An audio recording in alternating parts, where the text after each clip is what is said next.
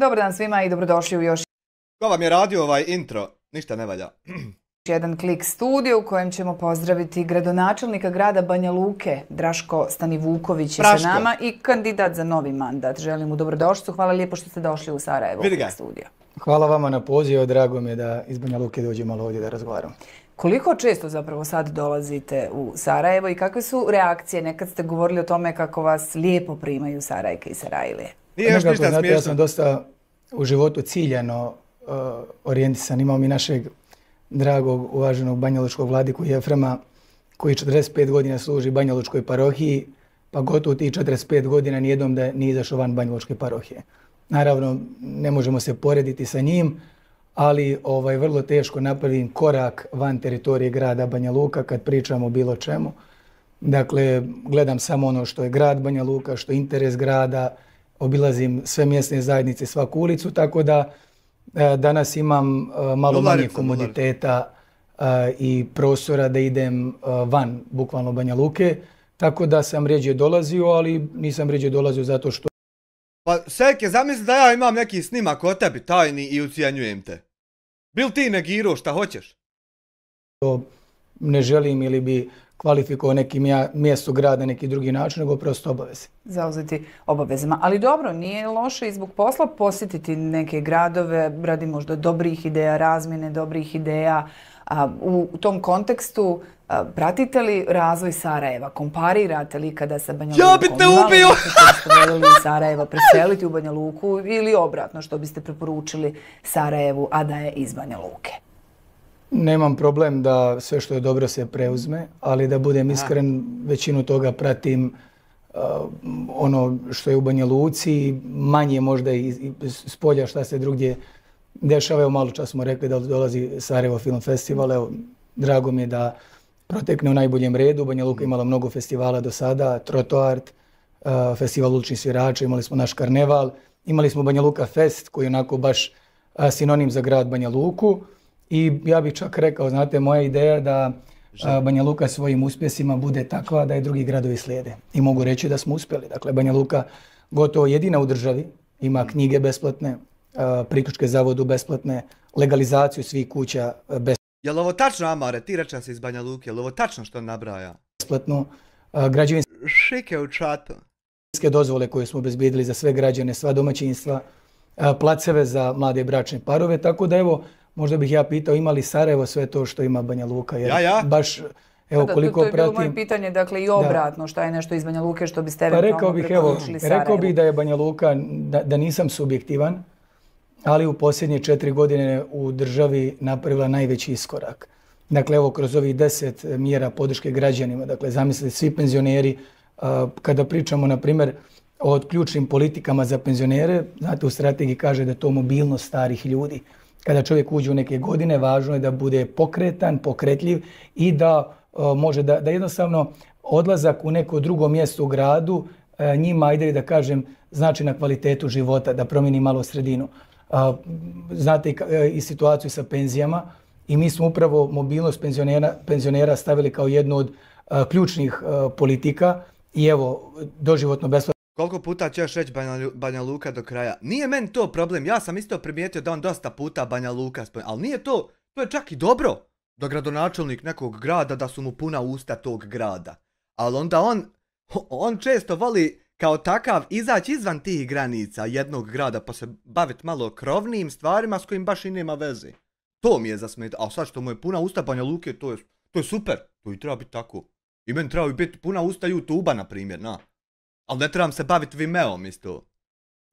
Besplatan prevoz za penzionere i ove sve mjere politike, koliko sam ja uvjeren... Sarajevo ima dosta besplatnog prevoza, ali evo da ne bude jedno naspram drugog, nego da se uzmu pozitivni primjeri iz jednog iz drugog grada. Meni se čini da je Banja Luka tu prednjači i da smo napravili najveći iskorak. Prekidam vas da Centralna izborna komisija ne bi reagovala, s obzirom da bi ovo možda moglo gospodine Stanivukoviću potpasti i pod predizbornu kampanju koja zvanično još uvijek nije počela. Oni ne mogu da nam ništa kažu za ono što su rezultati. Mogu da nas kritikuju za buduće planove. Tako da evo, sada pričamo o onom što je urađeno. Dobro, hajmo, kad smo već kod Sarajeva i Banja Luke, malo pričati o odnosu sa gospođom Karić. Kakvi su sad odnosi? gradonačelnicom Sarajeva. I činjenica da je nešto drugačije ustrojstvo Banja Luke i Sarajeva, da nema jednake ovlasti grad Sarajevo u odnosu na gradsku upravu Banja Luke. Odnosi kakvi su, jel? Pa evo, opšte je poznato da po određenim pogledima na državu, neke nacionalne teme, da tu ima razlike. Sa druge strane, mi smo, kada smo se prvi put sreli, znali da postoje te razlike i ja mislim da smo uspjeli u nekim stvarima da se fokusiramo na ono što je grad. Znate, ajde, ako treba neka ekipa iz vaterpola u Banja Luci da ode u Sarajevo da se bave sportom, nek se bave sportom. Ajde da vidimo u oblasti kulture šta može da se uradi. Ali ima u nekim oblastima gdje... Pa dobro, li imate komunikaciju? Se pa posljednji put, ne mogu sjetiti kada smo se posljednji put čuli. Bile su neke izjave sa njene strane koje se meni nisu dopale, ali evo čak sam bio dovoljno kulturan i dao sebi za pravo da ne moram sve da komentarišem. Tako da evo, komunikacija nije intenzivna, a evo ja želim da ona za ovaj grad i sve građani uradi što više i bilo koji gradonačelnik ili prije ili poslije, nek svaki grad se razvija. Da, ona je zapravo bila razočarana, kako je otvoreno i rekla, vašim izjavama koje se tiču genocida u Srebrenici. A šta je sa Marijom Kordićem? Dakle, bila je ta jedna ekipa kad ste uspostavljeni koja je ulijevala dijelom nadu, ja vjerujem velikim dijelom ljudi u Bosni i Hercegovini, velikom dijelu ljudi u Bosni i Hercegovini. Imate li s njim kontakt? Isto smo što čuli, ja sam nešto prolazio kroz Mostar i razmijenili smo koju poruku. I prvenstveno naša komunikacija bilo tako kada gradovi koji, na primjer, ne znam, u Parizu su nas pozvali neku konferenciju, budemo tamo naravno pristojni, razmijenimo neke prakse, ali... Jo, Jare, kako se ja tebe poštovo i gotivio kad si tek počeo, nikad nećeš znat to. Evo neke stvari o kojima drugačije mislimo.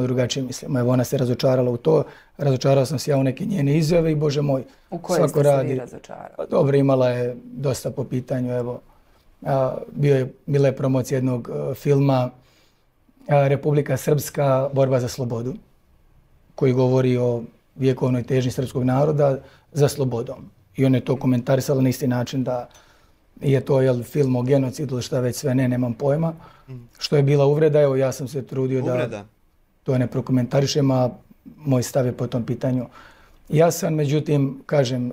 Tvoj stav je nebitan, tvoj stav privatni je nebitan na tvom zvaničnom poslu službe narodu. Tvoj stav, ti možeš kad dođeš sa posla s ocem i majkom uz kafu pričat svoje stavove. A tvoj stav je apsolutno nebitan da se ovako iznosi kad se priča generalno o ljudima i o tvojoj poziciji, o tvom djelovanju. To je ona kvakica što nas jebe. Što ovi vaki na pozicijama misle da nekog interesuje njihov stav umjesto služba narodu. Razlike su, postoje, to je evidentno, ali opet uprkos svemu mora biti određena mudrost da se po nekim temama i razgovara. Da, ali doći ćemo, vjerujem, i do te teme o nekim stvarima. Ja pretpostavljam da bismo se prvo trebali voditi međunarodnim presudama, faktima, dokazanima, manje ličnim stavom. Uvijek istu priču! I vi uvijek istu. Šta mislite, Emele, vam dosadila ta priča? Pa nadam se da ćete možda vi nekad... Ne može nam nikad, gospodine Draško, dosaditi priča koja je istinita, pogotovo u atmosferi gdje se ta priča konstantno pokušava preokrenuti ili negirati. Ne može nam nikad dosaditi. Ali nikad. Drugačije govoriti. Znate što kažu? Da više nećemo morati otvarati. Nada posljednja. Stvar. Nada posljednja umire, ali ja predlažem da vaša nada odmah umre po tom pitanju. Naravno da nećemo nikad promijeniti. Šta to znači neće nikad priznati genocid? Zato što nije bio. Ali pogledajte, vi pričate... Plašite li se, gospodine Stanivukoviću, pravosudnih institucija kad to govorite? Ja vama djelujem kao neko ko se plaši. Razumijete da time što ste rekli kršite krivični zakon Bosne i Hercegovine? Nije bio genocid u Srebrenici, desio se zločin i žao me zbog toga. Eto vidim. I kako da, mi ćemo 101 puta ponoviti. 101 puta. Samo jedan si ne postoji izlaz iz ove situacije. Samo jedan. Svi ostali putevi su ili manje ili više destruktivni. Ili vode negdje gdje ne treba ići. Samo jedan izlaz je ispravan iz ovog. Da ti shvatiš da je u tvom stadu postojala grupa kopiladi. I tek ta vrijednost kad se pojavi u tvom mozgu, da ti uvidiš unutar svog okruga ko je pogriješio i shvatiš tu grešku, onda će ostatak naroda uvidit vrijednost u tebi. I onda će možda htjeti raditi to. Ovako dok ove nosiće dižeš i ovaj... Joj! Bio je I opet ista tema. I kad opet dođem za mjesec dana, opet pričat ćemo sad o Banja Luci. Pa biće ista tema koja vam govorite da idemo, da. Govorite ajde da mladi ljudi gledaju u budućnost. Evo pogledajte, svako... Mora biti ta tema, jer ta tema se neće nikad riješiti šutnjom. Nikad. Mora čovjek jedan drugom reći ko šta misli, pa dalje na osnovu tog gradit odnose i mišljenja. Ne mere to šutnjom. A pogotovo ne mere izvrćanjem činjenica. Kako da mladi ljudi gledaju u budućnost ako se ne suoče s prošlošću? A što to znači suoči se? Da priznamo nešto što je neki sud rekao? Nego Međunarodni sud u Hagu. A koliko da, znači, za ubistvo Hajde da ne raspravljamo o tome, čekaj da završi, pa vi ste krenuli, nemojte da ostane nedorečeno. Vi ste rekli da vam je nešto zamjerila gradonačelnica grada Sarajeva, pa smo 1346 godina. Nisam rekao, to ste vi rekli, da je me zamjerila. Znači vi ste to rekli, vi ste pogledali temu. Jesam, da je bila razočarana, kaže što ona je mene nešto zamjerila, zamjerio sam i ja njoj, pa sam ja rekla šta je ona vama zamjerila i tako da se... Ja sam bio ljubazan, evo, da odgovorim na svako vaše pitanje.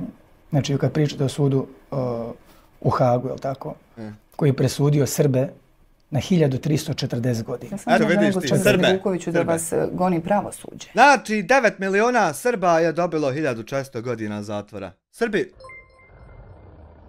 Palat na 13 mjeseci, Aldine. Svi Srbi, presuđeni. Ko je imao Roki, evo ga Roki Bokić. Roki, jesi li presuđen ti, ljudino? Kako ti je u zatvoru?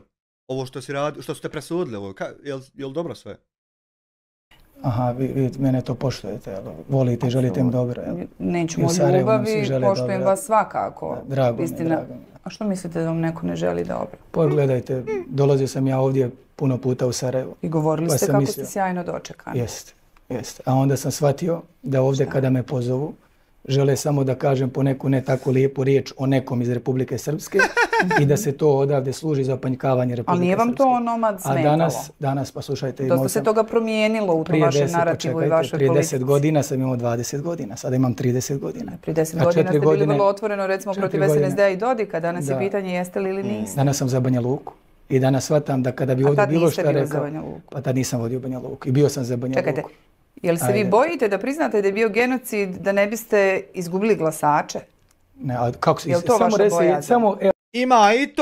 Ima i to, mada ti glasači nisu ni toliko, ne bi se ja uopšte fokusirao na njih nikad na njegovom mjestu. Ima i to, ali nešto drugo je ovdje bitnije. Ti njega kad sagledaš ti vidiš da se on sam sebe maltretira s tim kako tu priču da oblikuje i da izvede dalje. Vidiš ga da se maltretira, jer ima tu nešto drugo.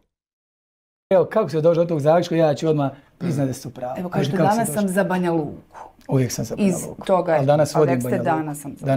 Danas vodim Banja Luku. Nije dobro, čekajte da završim. Opet ste kandidat. 1000, jesam i bit ću ponovo i pobjeću i tako dalje. Bravo. Ali da pričamo o kandidaturi, evo kažete smeta vam jedna te ista. Ja stvarno raspravljate o tome je li bio genocid ili nije, neću. Da, ali mogu li ja završiti, imam reći. Ako ćete govoriti dalje na tom tragu, ne možete. A zašto? Zato što je to kršenje međunarodnih presuda i kršenje krivičnog zakona Bosne i Hercegovine. Ne želim učestvovati u nešto kršenje zakona. Pa dobro, vi to rješavajte sa pravosuđem, ali nemojte mene uvlačiti. Ja stvarno mislim da je bespredmetno o tome raspravljati. 1340 godina zatvora su dobili Srbi. Rekli ste... Nisu dobili Srbi, nisu, boga mi. Dobili su ovi bolesnici što su ubijali druge ljude. Tamam da su iz Azerbejdžana bili, nikakve veze to nema. Nisu Srbi dobili, boga mi. 1340 godina su dobili Srbi optuženi u Hagu, dok su zločinci za Srbe, zločinci za samo Srbe... Hoćete mi da ja govorim? Zašto bi? Hoćete vi meni da ja vas pitam? Joj, ovi nadjebavanja! Pričamo o vašoj kandidaturi. Ne pričam onom što sam poslali pitanje. Ja sam vam rekla da je bespredmetno i da ne dozvoljavam da raspravljamo o tome je li bio genocid u Srebrenici ili nije. Prosto ne dozvoljavam. Dakle, vi mene pozovete. Ne. Hoćete da izađem iz studija? Pa ako želite izaći. Koga boli Kitober, hoćeš li ti izaći iz studija? Koga boli? Kome se jebe, hoćeš li ti izaći, kuš ti otići? Ja vjerujem da stanovnici Banja Luke jedva čekaju da, ovako kad te slušaju šta ćeš ti napraviti za njegov grad, da čuju da ćeš ti izaći iz studija. I ono ti jeben, ono. Rage quit. Razmislit. Ali ja stvarno ne dozvoljavam da bude odgovor. najkraća vaša emisija koju ste Pa napravili. može se desiti. Ako želite i dalje insistirati na tome da nije bio genocid u Srebrenici, gospodine Stani Vukoviću, ja neću dalje razgovarati. Gospođo Emel, je li tako? Ako želite izaći iz studija, izađite. Što izađem? Ja sam vam rekla, dakle ja o tome dalje više neću raspravljati. To je aksiom, to je dokazao Međunarodni sud. Najdokazivaniji zločin, odnosno genocid u Jel rezolucijom? Pa zna on to, draga Emela, sve, ali on je upetan u takve aktivnosti u tolikoj količini da on je već davno prešao tačku nakon koje nema povratka. I sad jedino što može je tražiti načine kako da opstane i preživi. Gotov je njegov povratak, ta tačka je davno mašena. A zna on to sve shvata savršeno. Rezolucijom Ujedinjenih nacija dogovorim da je Kosovo Srbija. Ako ćemo dalje ići na tom tragu da vi negirate genocid, onda da ne... Šta tebe interesuje, je li Kosovo Srbija kad si ti gradonačelnik Banja Luke? Uopšte to je krovnija stvar vezana za drugu državu. Šta to tebe interesuje, ta tema uopšte? Razgovaramo dalje. Umjesto da gledaš kako koji put da asfaltiraš po Banja Luci što je ostalo, ti se interesuješ u drugoj državi tam ko se svađa i šta se dešava. Srbija. Vrlo jasno. Eto, ja da sam sad u Banja Luci, ja bi se odselio neđe drugu. Eto, ovako kad bi čuo da je ovo kandidat i da on ima neke šanse. Poznat stav naše države. Koji? Nema konsenzusa po tom pitanju. Da, a što je rekla rezolucija 1244? Dakle, Bosna i Hercegovina nije priznala. Šta je rekla rezolucija? Hoćemo li se ovdje zaustaviti da nastavimo pričati o mandatu ili mislite da ćete ovako bildat političke poene, da ćete steći da ne pričamo o ovim nekim drugim stvarima koje vam spočitavaju vaši protukandidati, zapravo na prvom mjestu protukandidatkinja. Hoću o tome da pričam, ajde pustite tu priču. Dobro, ali mogu ja sad nešto reći?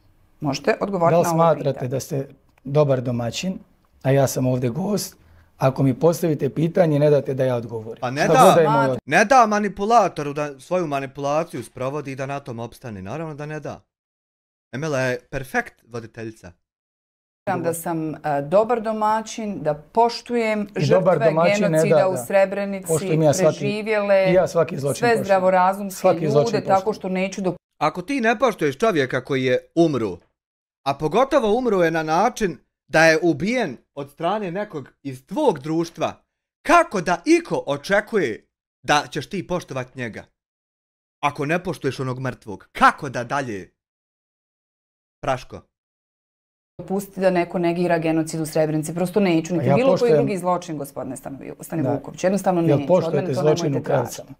Eto vidiš kad stanu ove usporedbe, ova razmišljanja unutar kutije, isto ko da je neka razlika ako je čovjek poginuo tam i ako je poginuo vam. Isto ko da ima neke, pa ajmo sad to mjerit, ko je više poginuo? Ko je više poginuo, a ko je malo manje poginuo? Je li bio genocid u Srebrenici? Je li bio genocid u Srebrenici? Da, po vama. Ne po meni. Nema po meni, sine. Nebitno je po meni, šta ja mislim.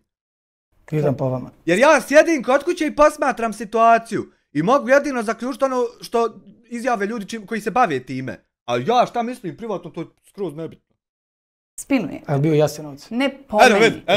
On mjeri jel bio još neđe, pa ako ti se smekšaš da je bio još neđe, bio je svud gdje ima taka namjera i gdje ima to što je bilo. Svud je bio. Evo, po vama postoji presuda i postoji moje mišljenje. Odnosno ne postoji presuda i postoji moje mišljenje, ali moje mišljenje nije relevantno. Tamo 700.000 ljudi stradalo. Apsolutno, to niko ne negira, gospodine Stani Vukoviću. Nemojte, molim vas, da me dovodite u poziciju da negiram Jasenovac. Ni ne smijete. Ne smijete. A vi smijete genocid u Srebrenici. Ja kažem da je bio zločin. Nebitno je što vi kažete. Ali razumijete da je nebitno. Cijeli svijet je kroz rezoluciju rekao. Znate koliko ljudi u Republici Srpskoj interesuje šta ja kažem i u Srbiji i našoj Crnoj Gori na Kosovu i Metohiji. A ne interesuje nikog, druže. Ti bi bar trebao sa svojim godinama i sa svojim mozgom već odavno znat da kad se izgubi obraz i kredibilitet, da više nikog ne interesuje šta ti imaš reći. Nikog. Znaš šta znači nikog? Cijelog svijeta. Po meni šta ti imaš reći ne interesuje čak ni tvoje kolege ni u stranci ni na poslu, nego čuju to samo da bi znali dalje svoj put krojiti na osnovu tvojih aktivnosti. A da ih nešto privatno interesuje, šta si ti rekao da Bog da? Koji kaže da je bio genocid. Meni interesuje moj narod. Da, mislite da ćete takvom izolacijom skoro jednakom koju radi Milorad Dodik, učiniti dobro vlastnom narodu. A što vi mislite? Da ćete lažući vlastiti narod učiniti im dobro. Ja lažem svoj narod. Da. A što vi mislite da mi ne možemo Lažete ići? svoj narod. A čekajte, a što? Vrlo otvoreno lažete sad svi u nas kad govorite da nije bio genocid u Srebrenici. Ali ja o tome ne želim raspravljati. Ko raspravlja? Ja, Vi. pustite Možemo me li da kreći kažem. dalje? A mogu li ja reći šta imam pa ćemo Evo nastaviti? sve ste rekli što imate Nisam i imao voljeli više biste ništa. pričati o nekom sudu. Ja ne kontam, nisam toliko informisan o genocidu u Srebrenici, ako je bio zašto sam ne prizna i ne nastavi dalje kao da će promijeniti nešto negiranjem genocida. Vidi, ako ti priznaš ovog momenta, onda si automatski dao osnovu da se preispituje, a imaju dokazi da se preispituje uloga u to vrijeme vlade Srbije za te aktivnosti. I onda ako ti priznaš da je to bilo, onda ti, brate, moraš i odštetu plat, moraš i sramotu nosit, moraš i povlači to 1000 drugih stvari. I onda ne mereš priznat. Sve dok ti ne priznaš, mogu vam ljudi pričati šta hoće. Ti dok ne daš zvanično priznanje, sve je na leru. I zato ne priznaje. Jer koliko god ti nešto znao, nebitno koliko ti nešto znao, dok čovjek ne prizna zvanično, džabat što ti znaš. O zločinu što nije adekvatna kvalifikacija, ja to dopustiti neću. Znači vi postavite pitanje i nećete dopustiti. Evo imam ja jednu konstataciju koju želim reći. A vi mislite Znači, da ja trebam dopuštati dakle, vi znate što ću ja naravno laži reći? i to iz domena, vi ste malo čas rekli nije bio genocid, to ponosno. Ja sam rekao bio zločin, žao mi je zbog svega. Osjećate neku satisfakciju zbog toga. Pa što lažeš da ti je žao zbog toga i misliš da ti neko vjeruje? Pa niđe ne mereš tako stići, niđe. I niko ne mere tako niđe stići. Vi hoćete satisfakciju uvijek tjerati istu temu. I vi ko fol novinar idemo u budućnost, nijedna osoba u ovaj studio nije došla reciklirati istu temu. I vjerujte, pomalo emisije postaju dosadne. I nikom od nas ne da, i nikom od nas, pa baš namjerno da kažem šta imam, evo ću ovo da kažem. A što ste vi mene pozvali? Da razgovaramo o aktualnim gradskim temama i vašoj novoj kandidaturi. Pa je li gradska tema ovo malo čas što ste me pitali? Ko je? Genocid u Srebrenici? Ne. Znači, evo da ja kažem nešto. Uopšte to nije gradska tema. Na koji način je to gradska tema, pogotovo Banja Luki? Pogotovo sad. Pogotovo tebi. Što je to tema glavna? Tema i cijeli svijet je sad svjestan. A i bio je do duše i ranije, ali evo sad dodatno da je bio genocid u Srebrenici. Ali evo ja predlažem da se pomirimo dalje, a vi odbijate. Ja nikada, što se tiče da se ide naprijed, ne odbijam, ali imam želju jednu stvar reći. Mom narod, taj sud je presudio. Pa i ja sam tvoj narod, majmune glupi. I ja sam tvoj narod, jer smo daleko. Par desetina kilometara. Što klutate očima? Evo čekam da završite i to nije vaš narod, samo to je naš narod. Pa dobro, o našem narodu, srpskom narodu. Pustite da je to sve naš narod. Pa nije srpski narod samo ovdje. Da shvati da moraš primijeniti pravilo da je multinacionalno. I da ima više nacija, više religija, više kultura. I da svako među nepoštovanja bilo čega od tog može samo proizvesti neki vid zla ili destrukcije. Jebote, šakmeđa konta. Našem srpskom narodu, ja srpskom pravoslavnom narodu. osjećam kao svoj narod. Ste vi Srbin? Ne, ali hoćem kao svoj narod. To su moji komšije. Nisam ja Srbin, ali sam stanovnik multinacionalne države i samo tako more biti. Samo tako more biti. Jer ti ljudi koji su različiti, koji imaju različite te kulture i nacionalna ta identitete, oni žive jedan kod drugog, brate. Jedan kod drugog i onda moraju zajedno koegzistirati. I to se neće desiti ovako ovim manipulacijama i ovim provokacijama tvojim. Moji prijatelji, gospodine Stani Vuković. Hoćete onda čuti svog komšiju? Hoću, ali ako ne govori neistinu. Je li neistina da je za zločine srpskom narodu presuđeno u Hagu 1400 godina? Jest, jer niđe nije srpskom narodu. Niđe. Znači ja kad odem u Doboj i sretnem Srbina, njemu nije presuđeno ništa! Jer nije radio ništa. Kada ne zvati glavna smo vijest obsretan, na carini teret. Robi smo puni ko Bangladeš. Ona ne zna, ali osaznače. Reko srce moje, ja se naplačem. Ko bereta, puca naplačem. Iz svijeta zeta uzmi valjače. Pa sad ovo. Nije puko. Hvala jediniska izdvojena 5 € u super chatu. Pozdrav dobrom narodu bilo gdje od Kozarčanke kod BL. Eto, Edina je blizu Banja Luke. Hoćeš glasat za njega? Kakva je stanje anketa?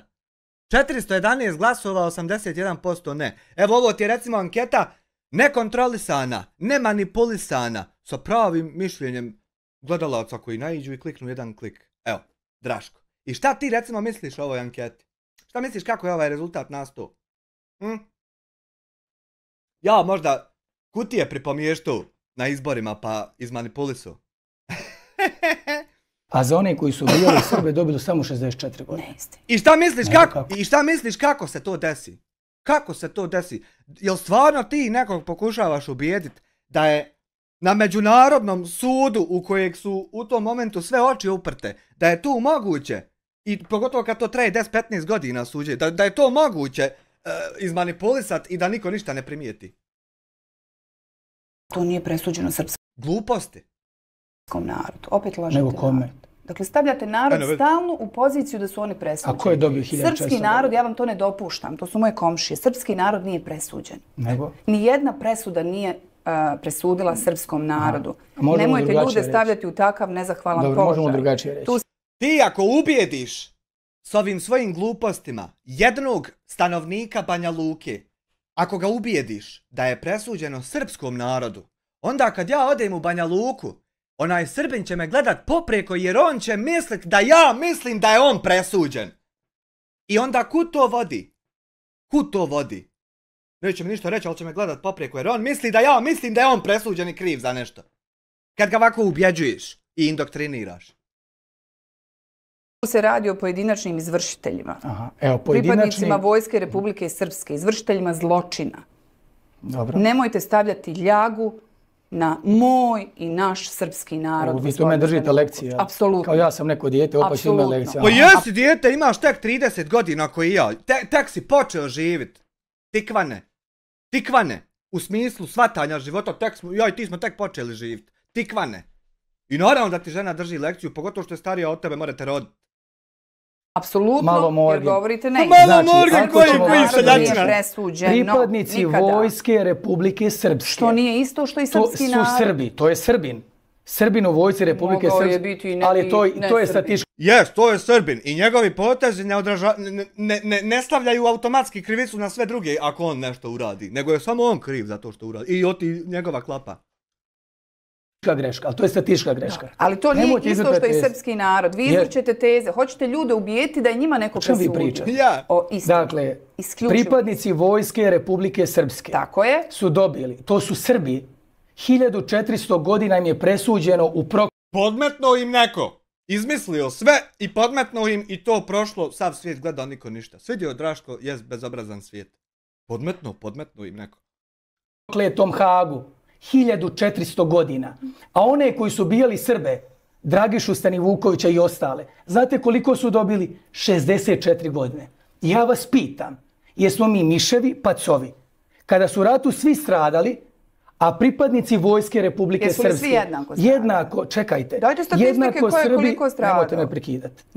Jednako Srbi pravoslavci. Je li stradalo više Bošnjaka ili Srba? Samo znate u čemu ste naivni. Ako mislite da mene možete nadriječiti i uhvatiti me na to se mogli možda neke druge malo manje viće. Ako mislite da ću vam ja dopustiti da ovdje držite govor temeljen na neistinama. Znači nije toliko pripadnicima Vojske Republike Srpske Srbima... Vi ste već nekoliko neistina ovdje izdali. Ajde se koji. I to brutalno. Od toga da nije bio genocid. Da je presuđeno srpskom narodu.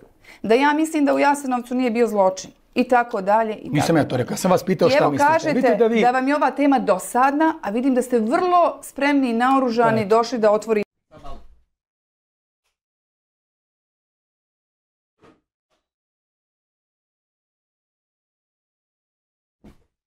ovu temu. Evo, vrlo zanimljivo u trenutku kad su pred nama izbori. Evo, možemo li zatvoriti? Možemo li zatvoriti i otvoriti drugu temu? Možemo kad kažemo ovo. Ne možemo. Pripadnici Vojske Republike Srpske. Evo ne možemo. A što? Pa zato što ste to već rekli. Pripadnik Vojske Republike Srpske nije Srbin. Moj stric nije Srbina, stradao je. I onim koji su ubijali mog strica i slične presuđenje 1400 godina. Vi želite da postanete popularni kao Milorad Dodik sa onim klipom. Ja sam dovoljno popularan. Ja sam dovoljno popularan. I šta mi treba više popularnosti? Pa hajte onda da ali želimo ovdje da kažem... Evo ja sam i dalje dobronamjerna i hoću da pričamo dalje o kandidaturi, o tome što je Ne djelujem dobronamjerno. Zašto? Je li to sad uvreda neka? Može to subjektivno hoće da vam ne djelujete Nije dobronamjerno. uvreda, nego je opet neistina. I da vi kroz vaša pitanja... Samo neću dopustiti da govorite znate šta je problem novinara? Što vi... Pa evo vi sad znate šta je problem novinara. A kroz pitanja vi iznosite vaše političke stavove. Nijedan problem Emela nema kao novinar. Nijedan. Ona je... Da se ugledaju svi na nju. Po profesionalnosti. Nijedan ona problem nema. Ne znam o kojim glupostima ti pričaš. Možda ili medijskih kuća u Republici Srpskoj. Ima tu neki problema. Jesu li pod utjecajem vlasti? Odlično su. Jesu li pod utjecajem vlasti? U Republici Srpskoj cvjetaju ruže, sve je dobro u Republici Srpskoj i novinari su odlični. U Bosni i Hercegovini... I ti vako misliš da ćeš ti neđe stići? Vako? U Republici Srpskoj je sve dobro. Evo ja sam se provezao kroz čitavu Republiku Srpsku. Onako bez veze, vozao se samo. Rijetko gdje imaju dvije spačne saobraćajne trake. Nego moramo se mimoilaziti. Moramo usporiti i onaj kontra što ide i ja. Pa se moramo mimoilaziti. Na većini puteva ostruge izviruju. Kad kreneš za Doboj druže ko da ideš kroz Senegal. Ostruge, niko ništa ne reže, struhle one bankine, rijeka dole. Koga jebeš ti ba? Isto ko da mi nemamo oči. Uopće ne cvjetaju ruže. Ni u Republici Srpskoj, ni u Federaciji. Kod nas procvjetali i to volka vrućina, a Emela cvjetaju. Jeste bili kad? Jeste bili u Banja Luci? Kako ne, pa znate da smo svi, vidjela sam vas jedan put u Banja Luci. Ne mogu sjeti iskreno. U Banja Luci sam bila početkom ove godine, idem vrlo često u Banja Luku rado. Što ću vam se javljati? Pa eto malo da vam pokažem nove simbole grada. Imam ja mnogo drugih ljudi, prijatelja, neovisnih koji mogu bez ikakvih pristrasnosti. Ne, ne koristim beneficije. Jeste vidjeli centralno spomen obilježje? Si čuo za tu priču? Koju priču? Centralno spomen obilježje. Rekli ste da samo završite ovu priču o presuđenim vojnicima Vojske Republike Srpske, pa da vas ja mogu nešto pitati ili ne mogu. To je, moram reći, kad sam ja rekla da nisu Srbi? Ne, ja sam rekla... A malo čas ste to rekli. Ljudi nisu naivni, ne podcjenjujte ljude koji nas gledaju. Oni vrlo dobro znaju da sam ja rekla da nije presuđen srpski narod, a ne da sam rekla da vojnici Republike Srpske nisu Srbi. Rekla sam da je moguće da je među njima bilo i nekih drugih ljudi. Jedno pitanje, će biti u redu. Ja sam zaljubila, malo kocka, malo prije, sad sam najbolje. Ima ima stila, ja sam zaljubila, malo kocka, malo prije, sad sam najbolje. Vanilija 2315 eura šalje falati, umjesto da se okrenemo prema boljem za našu mladost kojoj ostavljamo sve, tonemo sve gore i gore u propast ove države zbog budala koje ovo vodi. Znaš šta ću ti reći? A to treba mi status na Facebooku, objavim samo dok se približe izbori. Bili ste pametni za državne izbore i vidjeli ste da se može. E tako isto budite pametni i za lokalni. Kogod je postao punoljetan, kogod je, jer ja znam da je perspektiva, da ti kao jedan je nebitno što ti odeš nešto zaokružiti, da je to nebitno. Ali kad je mnogo vas istovremeno zajedno u nečemu, onda to ima težinu. Naravno da je nebitan jedan. Ali kad ima 100.000 se udruže novih osoba koje su stekle pravo da glasaju, novih osoba koje su prešle 18 godina, 100.000 njih kad izađe, tu ima jačine, sine. Ima. I budite pametni za lokalne. Jer i ono što tebi daje radit, kreće od toga. Kreće od toga. Jer ako tebe boli kita, kako će ovaj proći i da ti ideš na te izbore i da ideš tu, onda ne mereš niti sutra posao rad koji tebi daje bez da se prilagodiš ovim zmijurinama. Znači moraš prvo ovo maket. Moraš prvo odstraniti rak da bi tijelo nastavilo živjeti zdravo. Eto šta je. I džaba ti vam bilo šta drugo rad. Džaba ti bilo čime se drugim bavit kad ti je uvijek na poziciji koja odlučuje ovaj glupan. Prvo to moraš riješiti, a onda dalje ići. Idemo nova tema. Hoće biti na YouTube-u? Nova tema, ali kad vi kažete. Da. Pa ne može tako. Niste vi ovdje u ovom studiju šef. Možda ste u Banja Luci, ali ovdje niste. I ti nisi niđe šef. Ti nisi niđe, sine, šef. To ste se vi zajebali, pa niko se u životu tako nije zajebao kao što ste se vi zajebali. Ti i takvi ko ti, Draško. Ti, sine, nisi niđe šef. Nego si ti na jako odgovornoj poziciji koja upravlja ljudskim životima. I moraš donositi kvalitetne odluke koje se tiču svih. I ti služiš da rješavaš probleme građana i sredine čije si gradonačelnik. A nisi ti šef. Ti kad ideš putem i sretneš običnog stanovnika nekog Banja Luke, nisi ti njemu šef ni gazda, niti ti svoje resurse trebaš koristiti, ni kontakte, da jebeš njemu mater ili da mu neke smicalice praviš. Ne!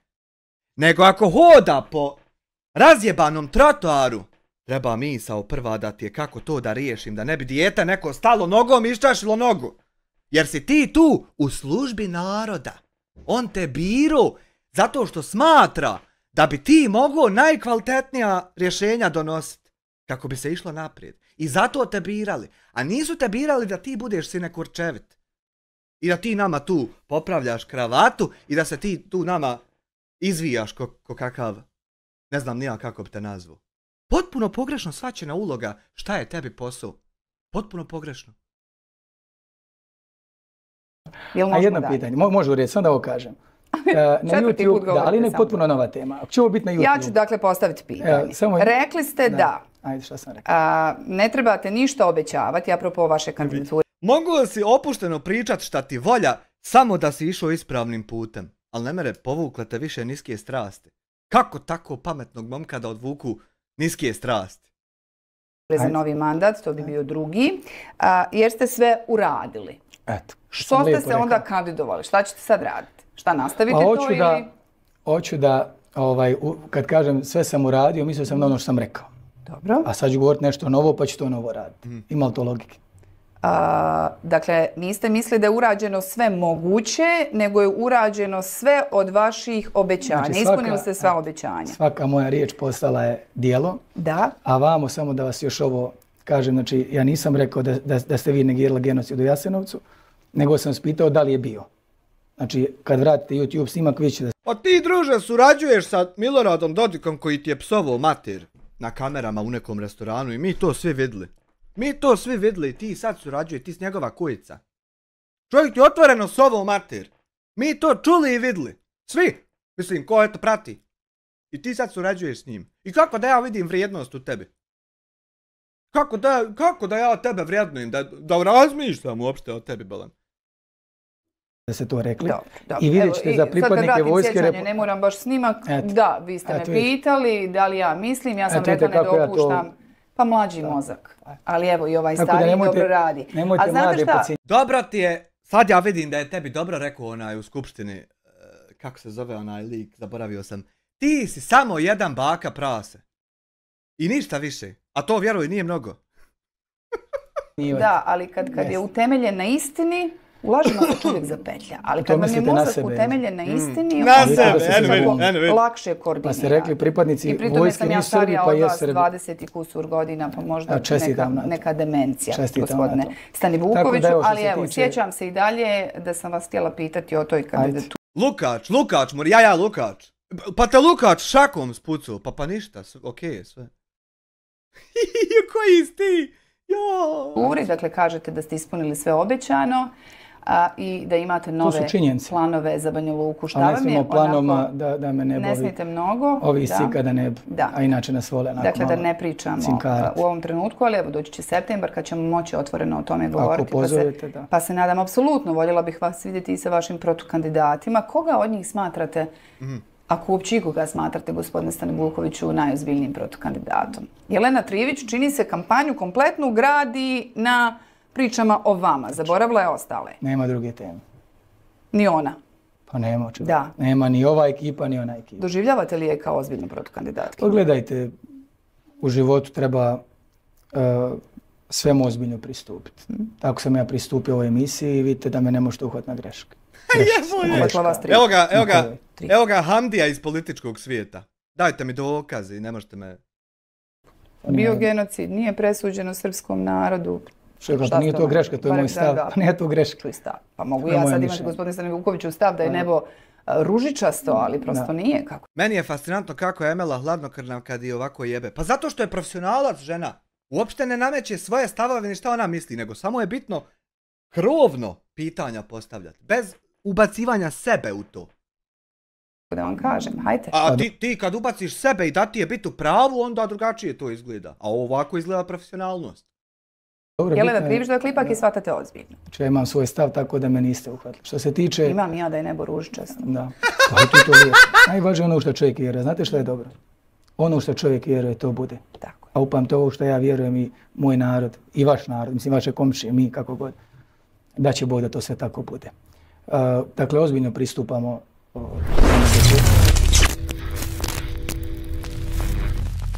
Almir Rakić, ja mislim da njega više niko ne shvata ozbiljno. Hvala na 2 marke. Pa evo anketa, vi se možete izjasniti.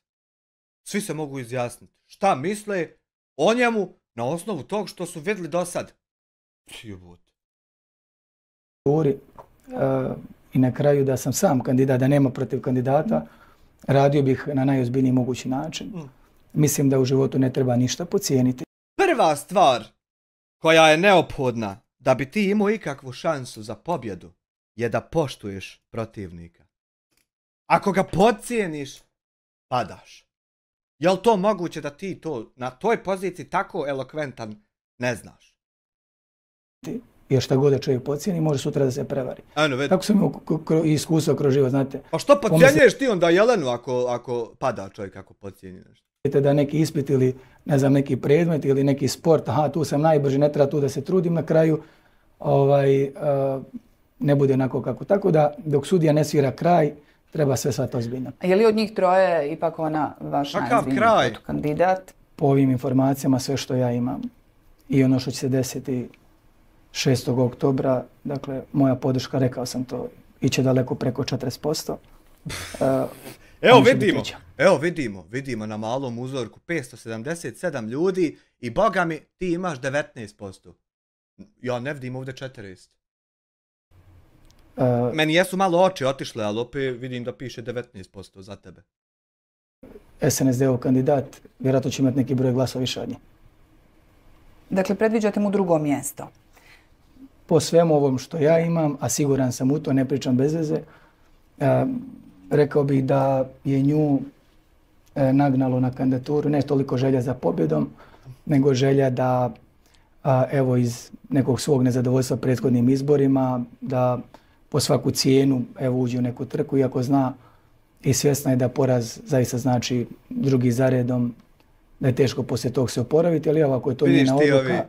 Vidiš ti, najžešće su ova manipulativna ponašanja, ova đubretarska, ona će imati drugi poraz za redom. Kad je sav svijet svjestan, ko se sjeća i ko je pratio, da su ženi pokradeni izbori. To je objektivno šta se desilo. To uopšte nije moje. Nego ono što smo svi vidjeli. I ženi su pokradeni izbori. Raznoraznim manipulacijama. I ti to sad obrćeš i misliš da će neko to bilo ko nije lud, eto, da će to podržati.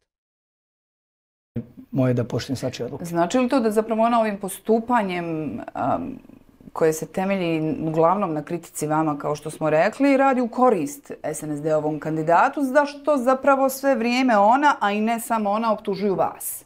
Pa evo, ako je već bila sigurna da je pobjedila na prethodnim izborima, da je predsjednica, sad ide za gradonačelnika, čini mi se da je to malo ko nelogično, ali evo, to je njena odluka. Vidiš, ispravan put bi bio da kritikuješ i razotkrivaš one koji su joj namjestili da izgube izbore. Onda bi ti imao putanju svoju koju će neko podržati, jer je to ispravno. A s ovim manipulacijama, sam ovako evo moramo biti trenutno gdje jesmo i ovako da se komentaršemo i ne stižemo niđe. Moramo se čerati ovako dokle hoćeš, nećemo niđe stići. Sa druge strane, možda... Ali znaš što to ne možeš raditi?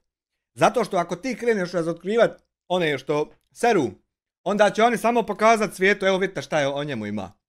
Kad imaš nešto o sebi što narod mora pokazati, onda moraš šutiti ko kujica.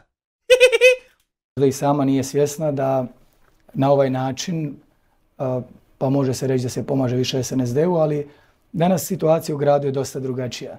Jer teško je podijeliti ljude u smislu vlast i opozicija na taj. To je bilo moguće kad imate dva kandidata, znate. Pa neko kaže ovaj pripada ovoj strukturi, ovaj pripada onoj. Sada je specifično.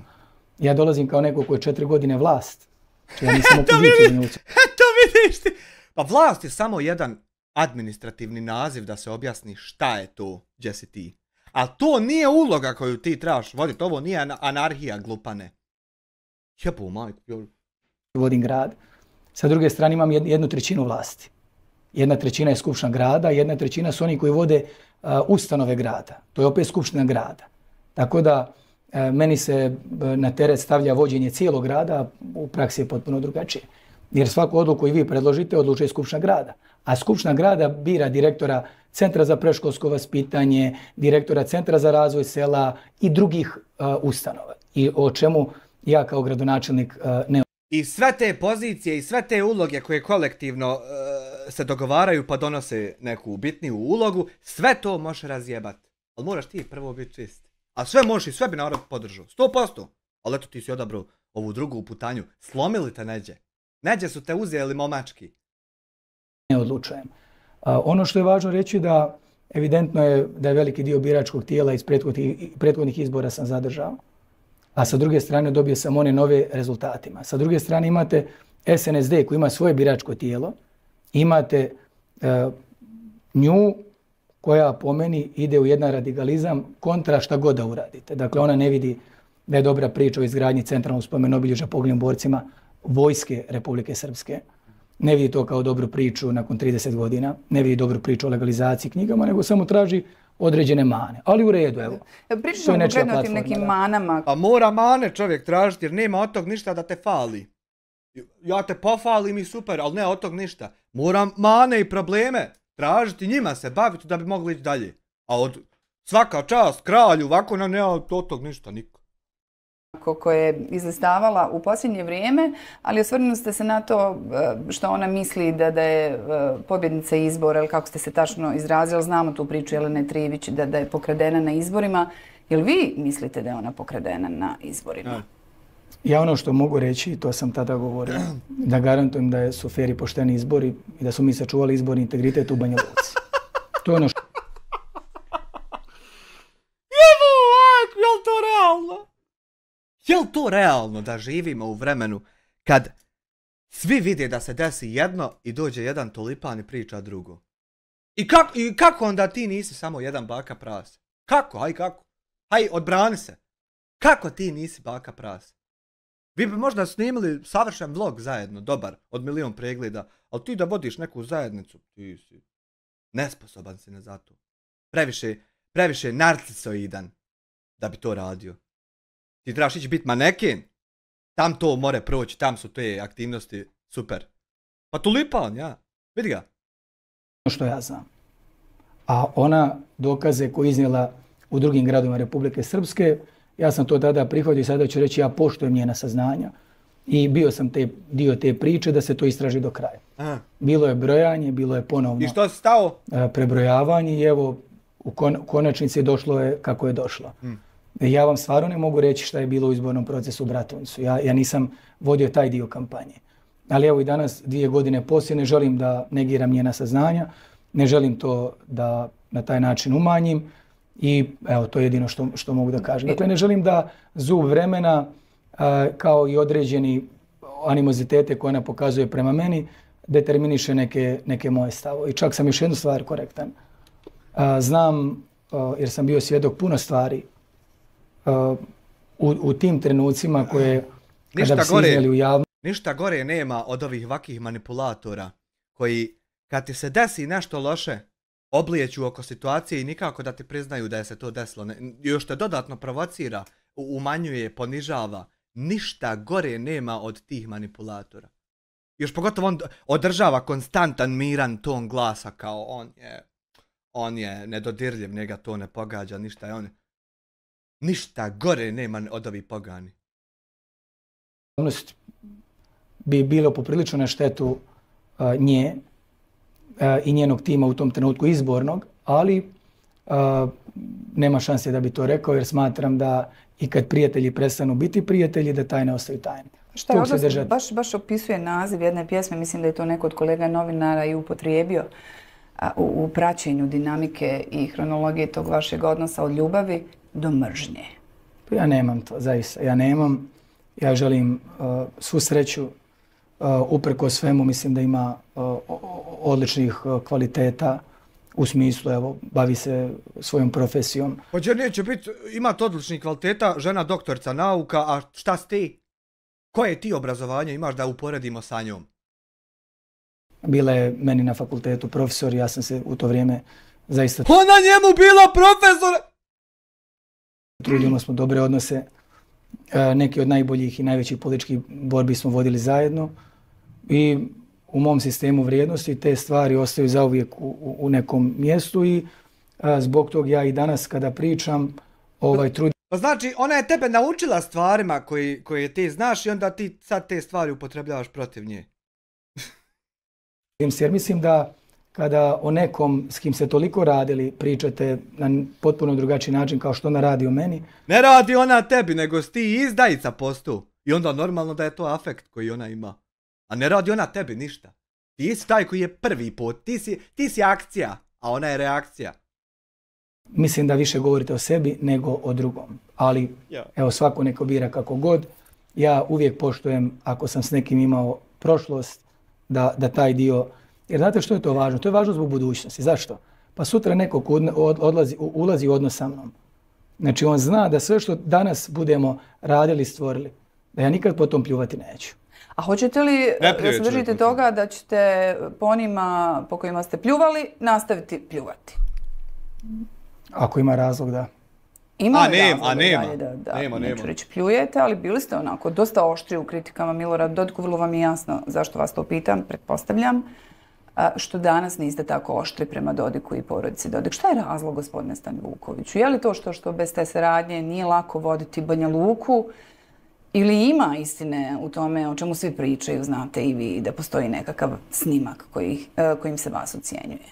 Da, znači broj 1, to je kao da bi ja vas pitao, sada ste voditelj i evo mene propitujete. Istina je da ima snimak, to je to. Nemoj me pitati kako znam. I onda postanete kamerman i neko vas pita što više ne pitate Stanivukovića. Pa vi kažete, alo ljudi, šta je vama s glavom, ja sam kamerman, a bila sam voditelj. Znači ja sam bio opozicioni narodni poslanik u Skupštini Republike Srpske, gdje smo dobijali izvještaje predsjednika Republike Srpske, gdje je predsjednik dolazio na sjednice Skupštine Republike Srpske, gdje je dolazio predsjednik vlade. Pošten čovjek bi rekao, to je laž, ja nemam nikakve veze s tim, to ko proizvodi i zašto ja ne znam i mogao bi nakon te rečenice pričat šta god hoće.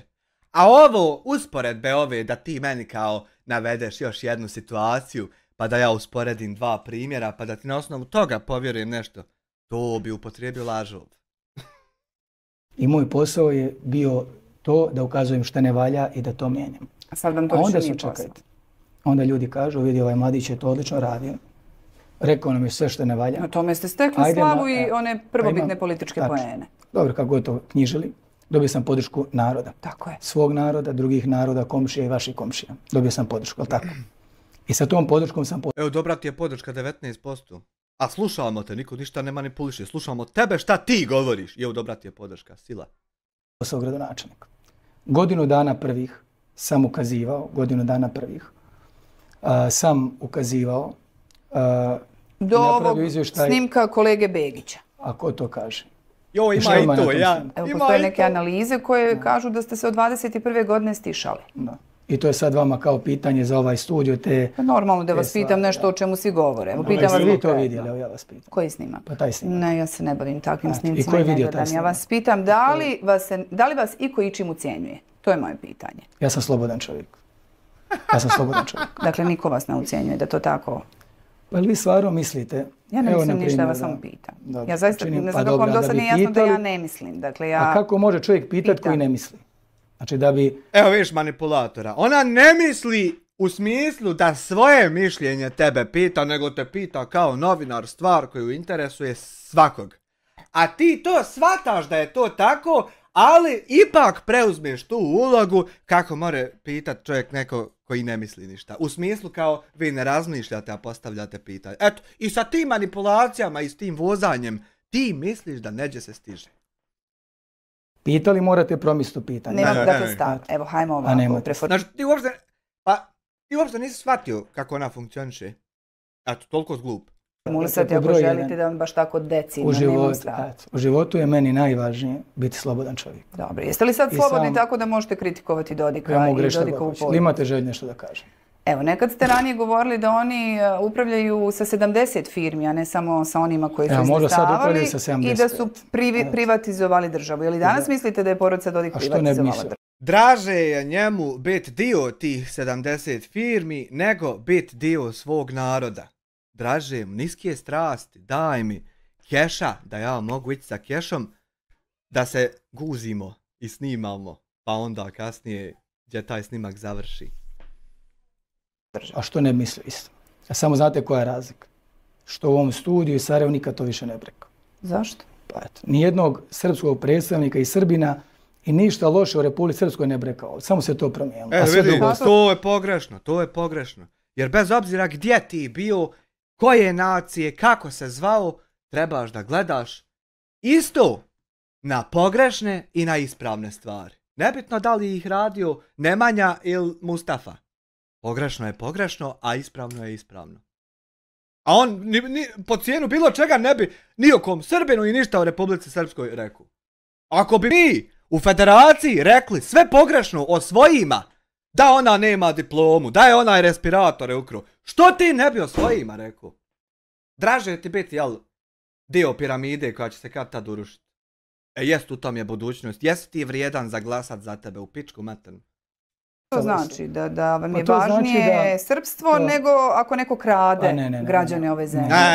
Meni je važno da, pogledajte, ako je u Republici Srpskoj neki problem, ako je u Republici Srpskoj neki problem, mi ćemo ga rješavati u To Republici nije Srpskoj. samo u Republici Srpskoj, gospodine A eto, ja to Sredokoviću, tako problem. gledam. To je problem, evo, I bio i mogu sa vam nešto državnim reći, evo. budžetom Eto, i ne koji je sviđa mi navodno se. pogodovao Da. firmama bliskim Pa dobro, ali ja ću Igoru otići, Dodiku, znate, koji su stavljene na crnu listu. ja ću otići na neku televiziju u Banja Luku i to ću reći. Dobro. A neću ovdje reći. Što mislite poštujete da to. bi ovdje Pa zato što mislim da se ovdje to slavite. dočekalo? Pa mislim da ovdje, evo, isto jedan dio političara iz Republike Srpske koji nije svjestan toga. Dobro. Ali ne radi Kliks ni Emela filtraciju komentara kako ti to radiš tam na svom kanalu gdje si objavio ovaj intervju. Ne rade to oni. I kako je onda tebi namještena atmosfera u ovom studiju, a tamo si slobodan? A zapravo je potpuno kontra. Tamo si dobio pravo da se obraćaš zato što si se podvukao pod kožu sistemu. Jer ti si kukao ko kujica kaka kad je gladna pa ide putem. Hiu, nijedna televizija iz Republike Srpske neće da me zovne na intervju. Ja vaki ispravan, niko me ne zove zato što su svi u vlasništvu režima. I onda kad si se podvukao pod kožu, onda si ti dobio priliku da se obraćaš na televizijama Republike Srpske. I sad pričaš da vam neđa nemaš slobodu, gdje zapravo imaš, pazi, potpunu slobodu ovdje imaš da kažeš šta hoćeš, a tam nemaš. I ti govoriš da tam imaš, a da ovdje nemaš. I kontriranjem stvari ti isto misliš da neđe se stiže. Gledaj ove facurde propale.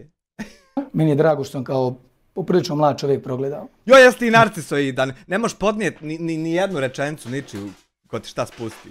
Da svaki put kada se srpski predstavnik Ili pozove su ovdje u vas Sarajevo, ušutkali? a čim će učutkati? Ne znam, pitam vas, postoji li nešto čim vas Stvarno mogu misli da ušutkati? mene neko može učutkati. Možete učutkat. Možete. Joj, manko, mene. Ilija Radić, kako si, brate moj, evo dobro sam kako si ti, falat na 2 marke. Možete učutkat neko. Možete smaket neko sa pozicije na kojoj se trenutno nalaziš. Možete povrijediti neko. Može ti neko sve što misliš da ti ne može.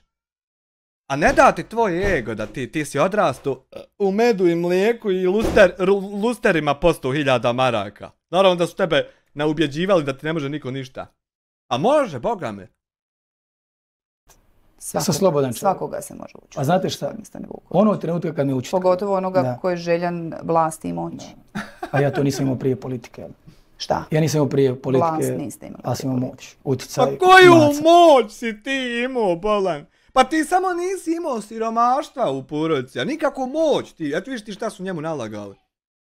Kako li su ta sjela izgledala godinama gdje su njegova porodica sjedile s drugim porodicama, pili, mezili i međusobno se lagali da su oni neka moć i neka Karina.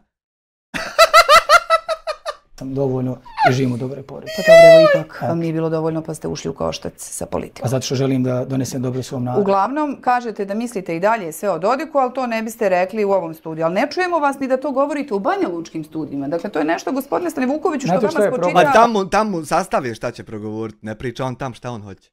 Vi mene ne čujete ni u vašem studiju jer mi ne date ništa da kažem. Sve vas ja čujem, nažalost, neke stvari sam čula, evo, voljela bi da i nisam čula. Je to pristojno od novinara reći nažalost? Pa žao mi je za one stvari s početka što sam čula. Voljela bi da zbog vas, zbog vašeg dobra, zbog vašeg dobra bih voljela da drugačujete. Imam stav, ali ne bi da ga javno iznosim. Pa vidim da iznosite. Eto viš, on je došao ovdje u studiju da se svađa sa novinarom, da se nabjeđuje sa njom i da se nabjeđuje sa gledaocima i da se svađa, eto, generalno sa svima nama. Umjesto da nabraja, ja ako budem odabran, bit će to. Pa ja poslušam to. Pa da odem kod drugog poslušat, šta onaj nudi. Pa da ja sebi izvagam, šta je meni preče i vrijednije, pa ću za njega glasat. I onda čitav narod tako i prevagnuće šta je najbolje, hajmo reći, za nas. Ne bavi se time, nego on se svađa ovdje s nekim. Pa nije ovo drama. Pa nije ovo YouTube drama. Bako prase. Ja kroz vaša posvaja i o prošlosti i o nekim stvarima, insinuirajući da je Draško Stanivuković koji je jedan... To nije stav, to je fakt. Evo, mogu vam može se pobrojati, mogu se pobrojati vaše kritike Miloradu Dodiku danas i nakon 2020. Evo mogu reći, ekskluzivno. Šta? Ima Dodik snimak od mene. Time vas ucijenio. I ništa nema s ovom patetičnom, šta je ovo, kako se ovo uopšte zove, ništa od tog, pa ima snimak, ima. Jer ti bi lajao ko što si prije lajao da nema. A pošto ima, ne možeš. Zato što ako on pusti taj snimak u javnost i mi svi vidimo kako tebe muškarac karindža, ti si gotov za sva vremena u svim aspektima. I onda znači da ti moraš lajat kako on nacrta. Svaka čast, Milorade, makar za ovo. I sad kad završi emisija, ja ću mu poslati ovaj snimak. A ti imaš ovaj snimak. Ili stvarno mislite da... Vi ste sad kao neki šaljivđija. Malo šalim. Kao šaljivđija. Nikog ne boli kurac zato od tebe kao kandidata za načelnika. Nego za tvoje planove kako da nam bude bolje. Je li to dobro? Šala je uvijek dobro došla. Naravno, ako se ne radi o crnom humoru i onim pričama. Znate, samo ljudi, pa gledajte kakva je to teorija zavjere. Uglavnom, vi biste o Dodiku i dalje sve isto rekli o poroci Dodik samo na nekoj Banja Lučkoj televiziji. Ili televiziji u Republici Srpskoj. Evo, što kažu, dakle, i vaše stranačke kolege i brojni novinari iz Republike Srpske da ste vi danas u simbiozi sa Dodikom? A čekajte. Evo, ako ćete reći da ja ili televizije koje su... A nije to nečije mišljenje i ne može se tako život nastaviti jer znamo svi da nije mišljenje nego realnost koja se dešava. Joj! Kako vi smatrate, evo, a kako treba čovjek kako čovjek treba voditi grad? Ja ne smatram ništa. Evo ovako, ja kao glupan ću ti objasniti koji nikad se bavio time nisam. Dragi ljudi, moji sugrađani, vi koji ste rođeni oko mene i ja rođen među vama. Ja imam taj i taj plan i ako to se sprovede, bit će nam puno bolje. I evo, vaše je samo da izaberete mene i vidjet ćete kako ću ja odmah to i to obaviti i bit će gotovo. I onda se to desi i ti budeš dalje naš izabrani. A ne ovako sa ovim svađanjima i manipulacijama i dramama. Tako se ne postiže, tako se more, samo ovako moramo se zajebavati. Ništa drugo nećemo dobiti. Pitam vas, kako odgovarate na to? Dakle, ne dolaze kritike isključivo iz Sarajeva ili Federacije, ne dolaze kritike isključivo ni od Jelene Trivić. Pa vas je Crnadak okarakterisao kao čovjeka koji je SNSD-ov čovjek. Aktuelni kandidat za predsjednika vaše stranke. Dobro. A znate što je najvažnije u politici? Šta? Kako oni koji vas glasaju karakterišu. Nije to najvažnije. U stvari jest to najvažnije, samo što si ti to izgubio. Ti si to izgubio pa nemaš pravo to. Jest to najvažnije, kako te, oni koji glasaju za tebe, kako te karakterišu. Ali si ti to izgubio. A ponašaš se kao da nisi to izgubio. To je problem. Ima to, neki ljudi to posjeduju, ali ne ti.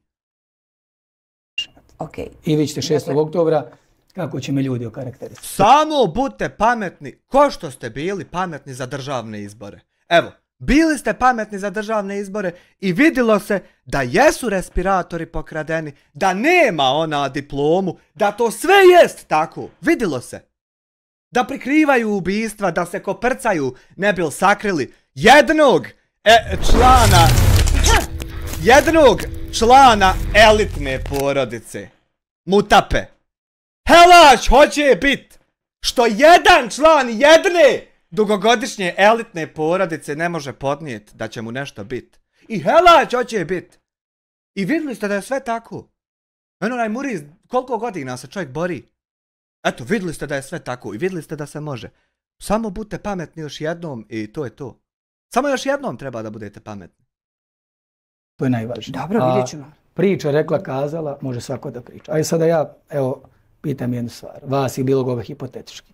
Dajte jedan dokaz o simbiozi. Šta je dokaz kao neko ne napada nekog? Pa ljudi, moj posao je da radim za grad Banja Luku. Ili ko kaže da je u istoriji grada urađeno najviše? Jel moja mudrost što danas shvatam da grad Banja Luka mora da se razvija? Da mora da uradimo najveće projekte? I da vrlo često nije dobro... A to ne može bez toga da šutite o korupciji, o kriminalu, eventualno... Ja sam... A koliko je... Pa normalno da mora šut kad je i on dio te korupcije. Šta će pričat?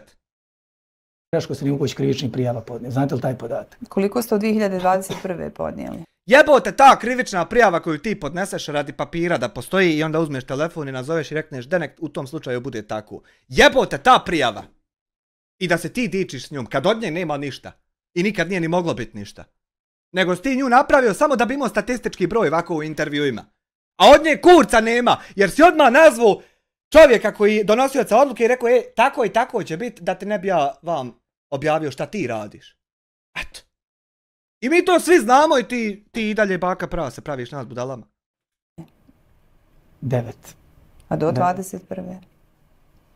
12. Hello, Mercedes. Uglavnom, da skratimo. Vi na to odgovarate da ste shvatili da je saradnja jedino tako moguća i da ne postoje nikakve ucjene, da ste vi slobodno čovjek. Ja radim svoj posao. Hoće li vam što mislite biti teško kakva emisija? Formirati, lijepa. Formirati većinu poslije izbora? Šta mislite? Kad ja odgovorim na jednu... Koliko imam minuta za to pitanje? Evo, s obzirom da je aktualno skupštinska većina, 2,5. S obzirom kakve kvalitete su ti odgovori, ja ne bi dao ni 2. 2,5. A baš ste da režije. Baš ste rekao da režije sa vremena. Pa 2,5 minute čovjek koji zna da govori malo riječi upotrebljava. I 2,5 minute je sasvim dovoljno. Kad bi ti znao govoriti. I šta je sad pitanje? Prvo ili ovo drugo? Ne znam ni šta je pitanje. Ali izvuče se, je li ovo prvo, izvuče se. Izvuče se zmijuga. U sekundi se izvuče. Vrijeme, sad već 2 minute. Pa ja ću, evo, hoću da čutim sad. Ajde da ne pravimo cirkus od ovog intervjua. Čuti, mene interesuje onaj koga biram da me vodi, da mi čuti. Da mi čuti, da me gleda tako sa visoka i to men daje. Čuti, nemoj da bi rekao. Pa to vi radite. Pa nisam vidio u životu. Ona je nebitna u ovoj situaciji. Ona samo tebe ispituje. Uopšte nije ona bitna za išta šta će biti. Nego ona tebe samo pita šta će biti, jer ti donosiš odluke. A ti umjesto da nam saopštiš odluke, ti se kurčiš kako si ti neki baja. Ti skarina. Obična. A ne pristojno to, čekajte gospođo Melepo, polako. Pa nemamo baš... A vas izgleda vas samo interesu vaša pitanja. Jesu daju izgledajte ta pitanja, ja onda ni ne trebam. Čekajte. Jel' tako? Čekajte, šta pitate o genocidu, ne date odgovor. Pitate o simbiozi, vas interesuju samo vaša pitanja, naravno, pa neće me interesovati... A vas ne interesuju odgovori? Interesuju. Pa ti nemaš odgovore, ti imaš spreman set rečenica.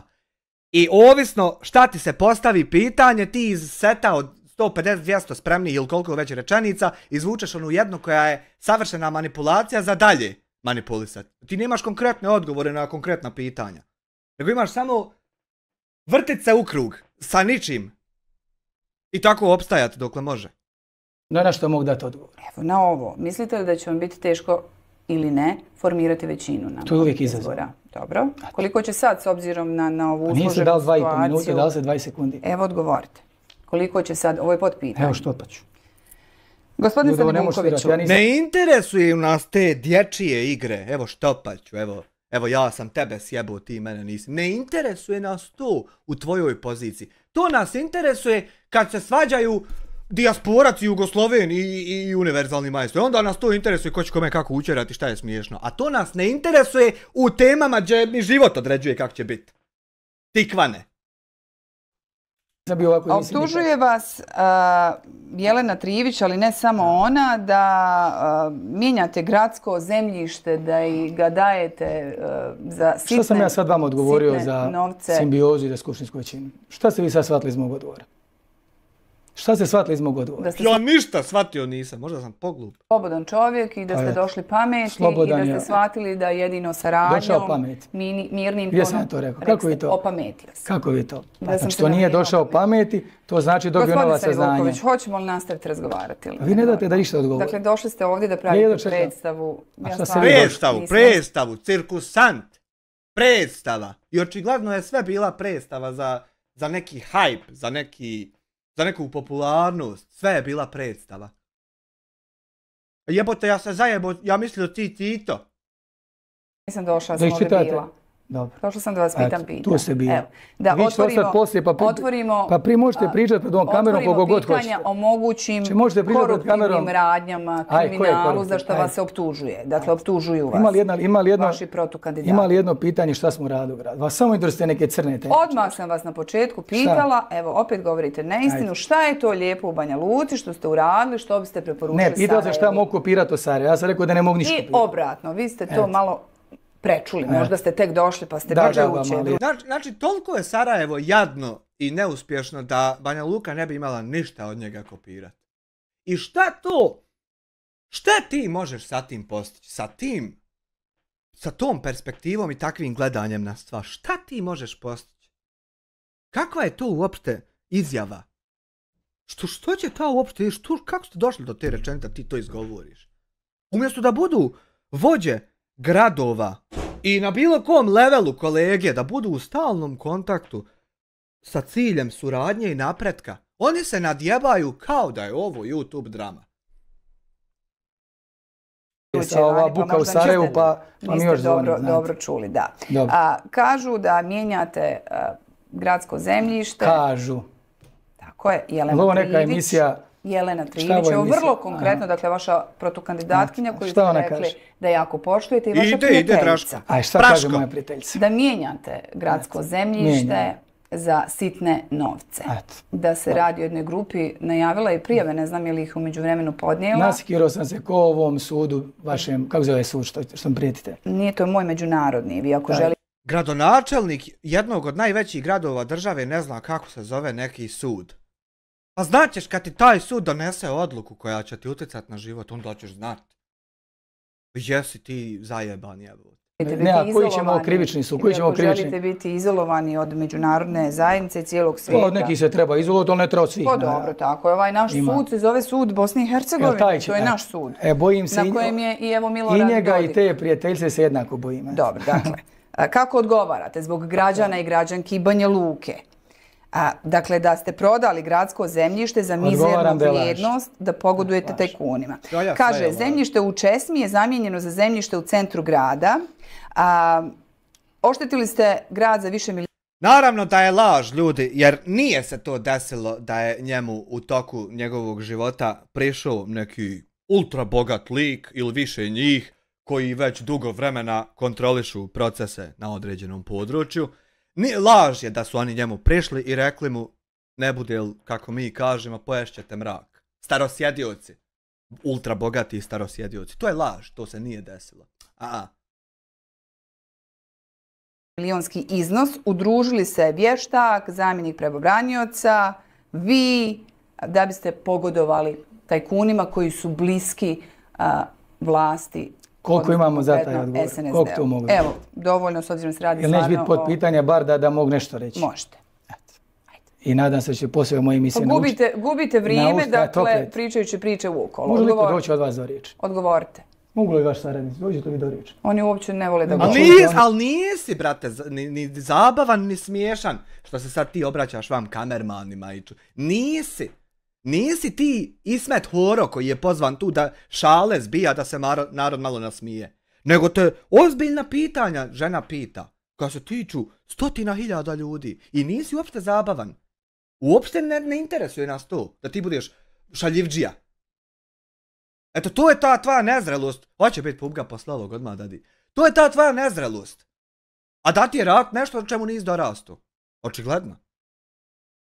Mi smo birali takve koji ne vole da govore. Vidim da ništa ne priča. A? Evo, smiju se i on. Pa da snimatelji ne pričaju dok Smiju se budali. traje snimanje. Pa dobro je bar, ali vidim To bi mi valjda poznata već praksa. Pa nije poznata, ja pričam s kamermanom. Ali ne dok traje snimanje. Pa mogu ja. Hajde odgovorite na pitanje. Jeste li za možda sitne bez novce? potpitanja. Nisam.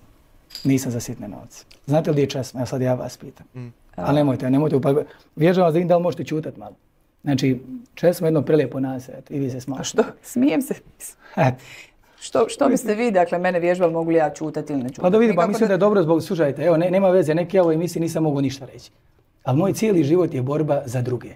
Ja se borim da oni koji dođu u vašem... Pa ti da si imao nešto vrijedno reći, pustila bi te žena i poštovala bi tvoje mišljenje. Da si imao i jednu vrijednu rečenicu ovdje reći. Emisiju poslije mene, bar malo dobio vremena kad ja nimalo nisam mogao dobiti. Jel to u redu? Vi, gospodine Stanivuković, ja kao slobodan čovjek... vremena već 58 minuta. Jedno čekam da ovaj snimak... Ne odgovarate konkretno na pitanje. Ovaj snimak da pošaljem Dodiku, da bar ima jedan snimak. Kad već pričaju toliko, pa bar jedan da dođe. Možete ga možda sad i nazvati, ako ste možda na nekoj konstantnoj vezi. Milorada Dodika. A vi znate da smo nas dvojica na konstantnoj vezi. Pa znate da on... Pa on je ovu emisiju dogovorio... Znate da mi on dao dopust da dođemo u emisiju. Hoćete li odgovoriti na pitanje? Ja ga pitao, predsjedniče, mogu li ja... Pa naravno da je tako, naravno da će Ćukica svog šefa pitat da li šefe ja mogu tamo ići. Šefe, šta ću ja tačno reći tamo? Šefe, kako ću se ponašat? Naravno, Ćukica. Doći u emisiju, on kaže ako je kod Emele možeš, nas dvoje smo baš dobri. Hoćete li odgovoriti? I da on nazvao vas, je li tako bilo? Tako teoretičari zavjere, sad nam kažem, hoćemo se odgovoriti. Tako teoretičari zavjere... Kaže, postavlja se pitanje... Ne možete ni minuti i početi. Jesi patetičan u tim svojim propalim pokušajima. Jesi patetičan, to je tako super. Zašto grad nije uspio to zemljište otkupiti od ranijih vlasnika, navodi gospođa Trivić, već je zemlju u Česmi koja treba da posluži kao pristupni put za most u Česmi otkupila firma Koričanac ZRUG, jesam li dobro, DOO. Jeste bilo u Česmi? Ne. Onda bi znali zašto smo to radili. Taj most se čeka 50 godina. Dobro. A ta prijateljica o tom pojma nema. 50 godina se čeka. I vrijednost tog zemljišta sa kućama je oko 2,5 miliona. I vrijednost ovog drugog zemljišta je oko 2,5 miliona. Kojeg drugog? Ovog u gradu? A ona računa koliko će to zemljište vrijediti sutra kad se izgradi, Bog zna šta se izgradi. Pa koliko bi vrijedilo u Česmi da se izgradi objekat, Bog zna koje je vrijednost. Ili ovaj gospodin Koričanac blizak Dodiku? I znate što je važno? Što ja znam koje je blipo? Koliko ja njima gledam ko se s kim druži? Pogledali ste im i tako. Ama tvoj otac ima firmu čiji sajt u mojih prethodnih 15 godina života ušao sam na mnogo web sajtova. I samo od tvog oca web sajt kaže, vam izbacuje alert, ova web stranica pokušava instalirati nekakav nadzirući softver u pozadini na vaš računar. I to je spriječeno. Izbacuje obavijest. Nikad ta obavijest nije niđe izašla. Nikad ta obavijest nije niđe izašla nek kad sam ušao na tvoj web sajt od ocati. I ti onda kažeš... Bi vrijedilo u Česmi da se izgradi objekat, Bog zna koje je vrijednost. Ili ovaj gospodin Koričanac blizak Dodiku? I znate što je važno? Što ja znam koje je blipo? Koliko ja njima gledam? A ti znaš tačno i o ljudima koji ne treba da te interesuju stvari koje ne treba da te interesuju. A kamoli da znaš o svojim kolegama sve. Eto, zato to navodim. Zato to navodim. Ko se s kim druži? Pogledali ste im i tekako dok ste u Skupštini galamili. Ja sad radim svoj posao grada, jest. Ali tako? A sad ne radim to. Sad radim ovaj svoj posao. Hoćete kažete da ova vrijednost od 10 miliona, ona pretpostavlja da će biti... Ko kaže to toliko vrijedno? Kad taj projekat zaživi, kad se jedan put investira, dakle da mu to nije sadašnja. Ako zaživi, kad živi, šta bude. Ali ona problematizuje stalno vještake koji su radili procjenu tih zemljišta. Je li istina da je čovjek koji radio procjenu zemljišta zaposlen u gradskoj upravi? Šta je to problem ako ima licencu? Ja pitam je li istina? Šta ja znam ko je radio? Ne znate? Pa nemam pojma. A donosite ste odluke o toj zamjeni parcela? Gledajte, znači kod mene na prvo ovako da znate. Gradonačelnik je, kao što moja baka kaže, u tom najzadnji lancu. Znači prvo ide katastar, pravobranilaštvo, odsjek za pravna pitanja, vještaci i svi se oni potpisuju njih 500. Znate što je posao gradonačelnika? Samo taj papir staviti na Skupštinu grada. I znate ko onda odlučuje? Skupština grada. Znači moje da to prosjedim... I što onda ti, ako je tako kako ti pričaš da je tako, da ne donosiš ti odluke, nego donose drugi ljudi, što onda ti, kao, hajmo reći, neka vrsta lidera koji je ispred svih tih tijela, što ti nisi sjeo i razvio kvalitetna rješenja za budućnost na osnovu kojih će, kada ih čuju tvoje kolege, stati na tvoju stranu, jer će uvidjeti vrijednost u tome i put kojim treba ići. Zašto to nisi uradio? I to ti govorim zato što da si to uradio, onda i onaj koji glasao bi u tvoju stranu, jer je prethodno uvidio da tu ima neke smislenosti i vrijednosti. Eto, što nisi to? Ako je to tako teško da više ljudi se dogovara, što nisi ti sa tim ljudima se spojio? Što im nisi ponudio neku vrijednost da oni vide da ima nešto u tebi, pa će glasat kako ti kažeš? Mene ne interesuje, vjerujem građane Banja Luke, ne interesuje zamršenost odnosa koju ste vi dobili, pitaj Boga kako, godinama.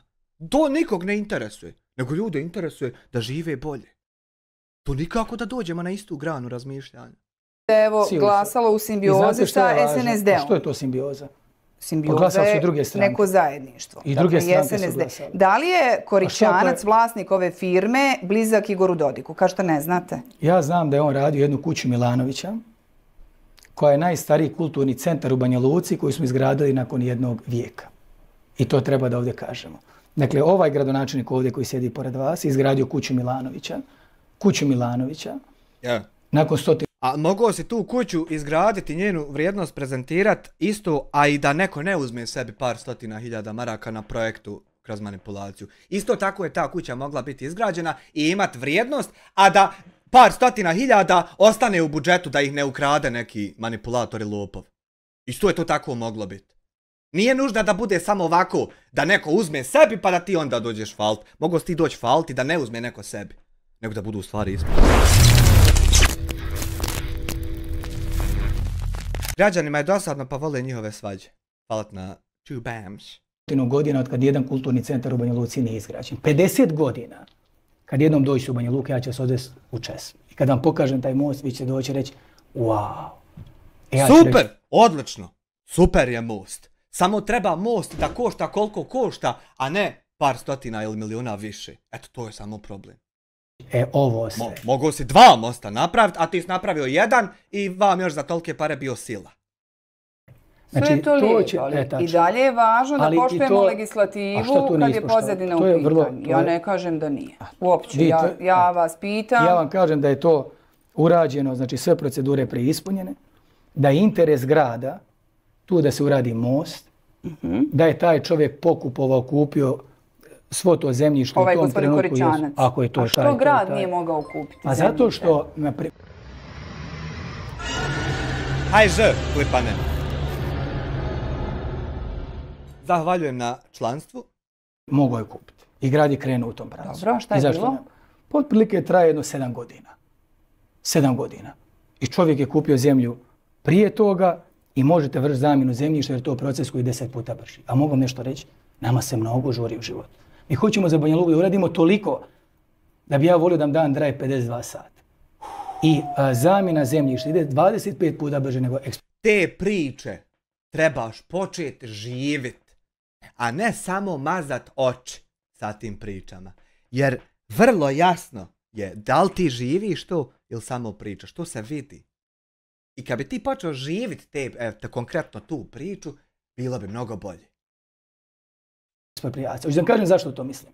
Zato što u Banja Luci ima još jedan most koji zove Most u Dovcu. Tamo ima jedan Šmit, ne ovaj Šmit ovdje, nego što je preziva Šmit.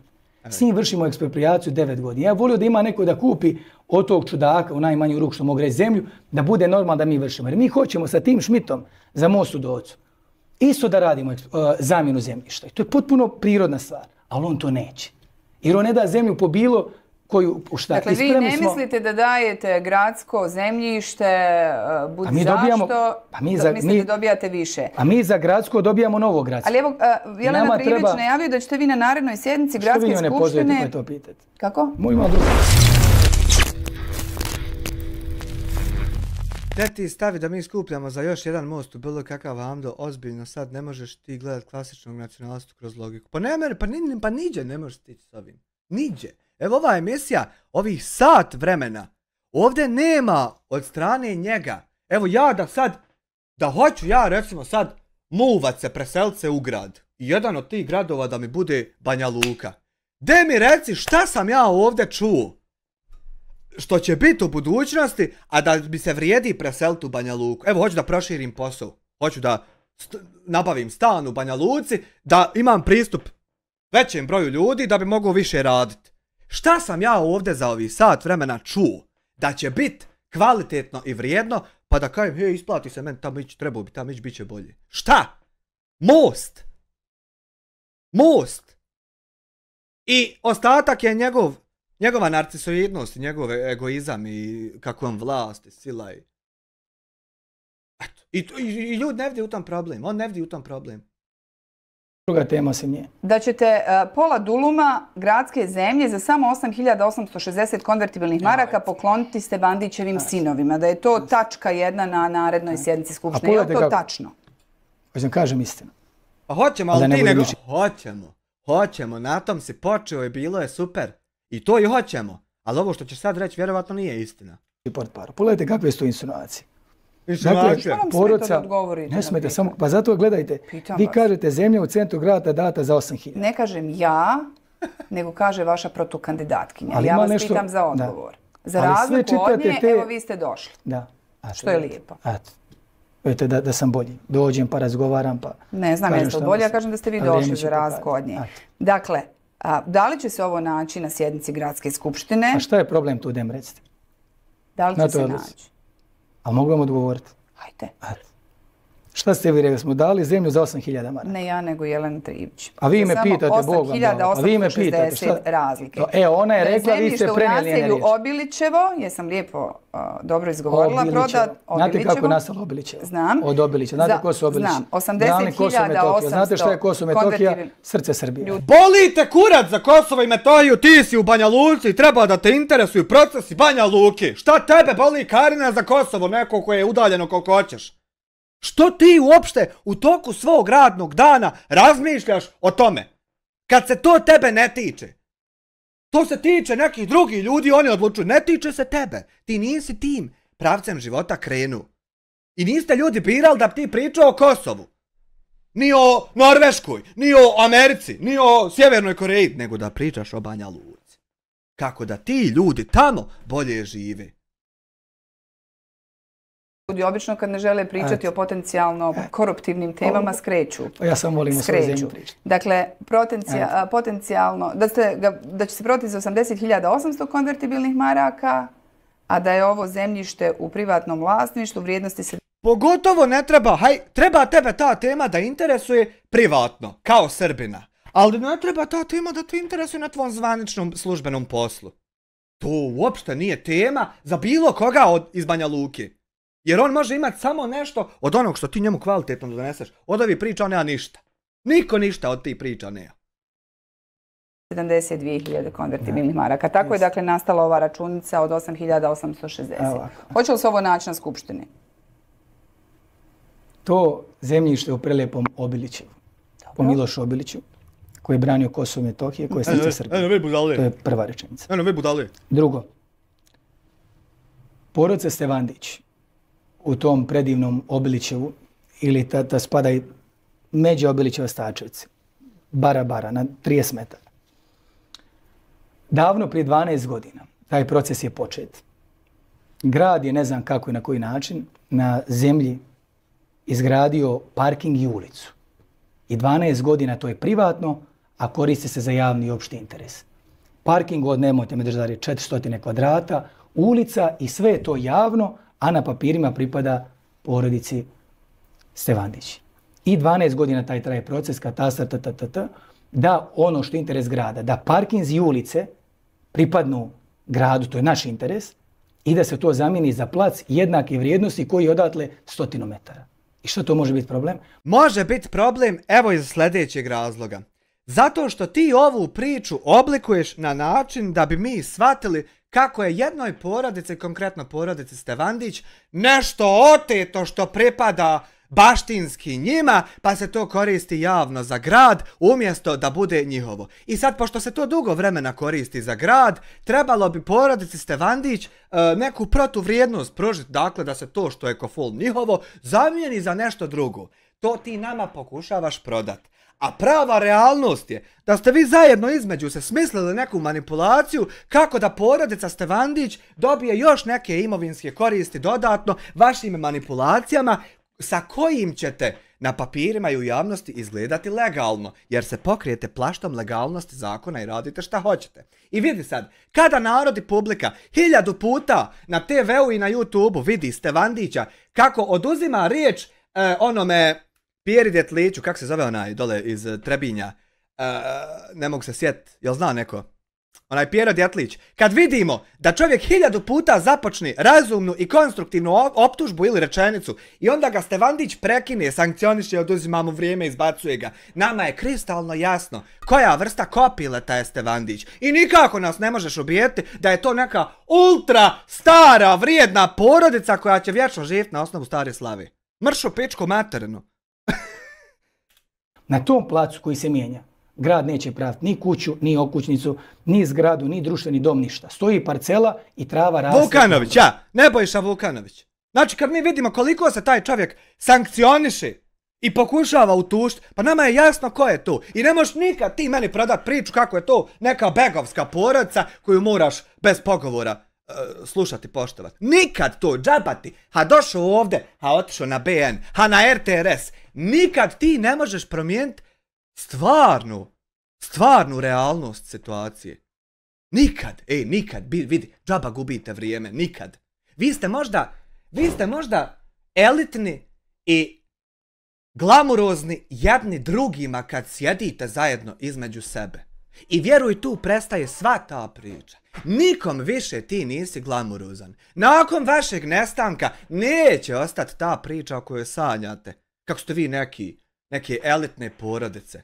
Pa nije ovo Game of Thrones, klipane, nego stvarni život. A nas A možda si ti imao Game of Thrones? Kad je srce samo željno kućnog praga svog i da brata mi useju pesmom probudim ispred svoje kuće staru majku poljubim. Nihad Hrvić 10 eura, šta radi Elmedin Sultan ispod stola? Stoji. Ja sinoć Hanifi govorim, Elmedin, jel vjeruješ ti da je Elmedin bolji od Hamdije? Znači, nećemo sad tu temu odpočinjati, ali nisam vjerovao da je moguće da ima neko gori od Elmedina. To ja nisam vjerovao. Nego, da se vratimo na ovo, šta je on zadnje rekao? Ni okućnicu, ni zgradu, ni društveni dom, ništa. Stoji parcela i... Možda si ti imao Game of Thrones u svom životu, pa zato moraš ovako pričati kako ti drugi štimaju. Možda si ti imao, jer u Game of Thronesu ima jedna scena incesta, gdje brat i sestra se šašmolje. Možda si ti to imao ili tako nešto slično, pa ne smiješ zucnut. Trava raste i ambrozija. A nas interesuje ovaj parking i ulica, jer tu živi puno kuća i stanara. Proces je započet prije 12 godina, davno prije, ja nisam se ni počeo baviti politikom. Pa je vodila ova uprava, ona uprava i sve proces napredo, ta vrsta zamjene, kad se stekli svi uslovi, proces je završen u mom mandatu, evo tako mi ili pripala čast ili kako god to nazvali, ali je proces i procesne radnje završen. Šta vam hoću reći? Ovo predivno Obilićevo i Stačevca su naselje pored naselja, ista zona, ista vrijednost zemljišta. Međutim, razlika u zemljištu je možda nekih 12 kvadrata i zato on treba doplatiti tih 8.000. Ovih 8. Super je matematički iskalkulisana ta manipulacija, ali krovno je to pogrešno da se radi. Da se otima kroz manipulacije i kroz rupe. To je pogrešno, krovno. Iako si ti našao savršen matematički način da to bude čisto. I to je to. I da vam kažem, ali opet se problem, gospodine Stanivukoviću, pitanje vještaka. Dakle, oni koji su procjenjivali te vrijednosti. Ovoga puta, da li je vještak bio Radenko Crnogorac, koji je nekada, a možda sad još uvijek, bio član PDP-a vaše stranke? Je li Radenko Crnogorac član vaše stranke? Slušajte, vi da vam kažete Stanivukoviću, ne znam šta, znaš tog lika, ime i prezime, to nikad nisam sreo. Šta ja znam, Radenko od Ali evo vi ništa ne znate. Ne znate je li vještak iz slučaja broj 1 zaposlen u gradskoj... Kad je počinju, sve je znao. Ko šta radi.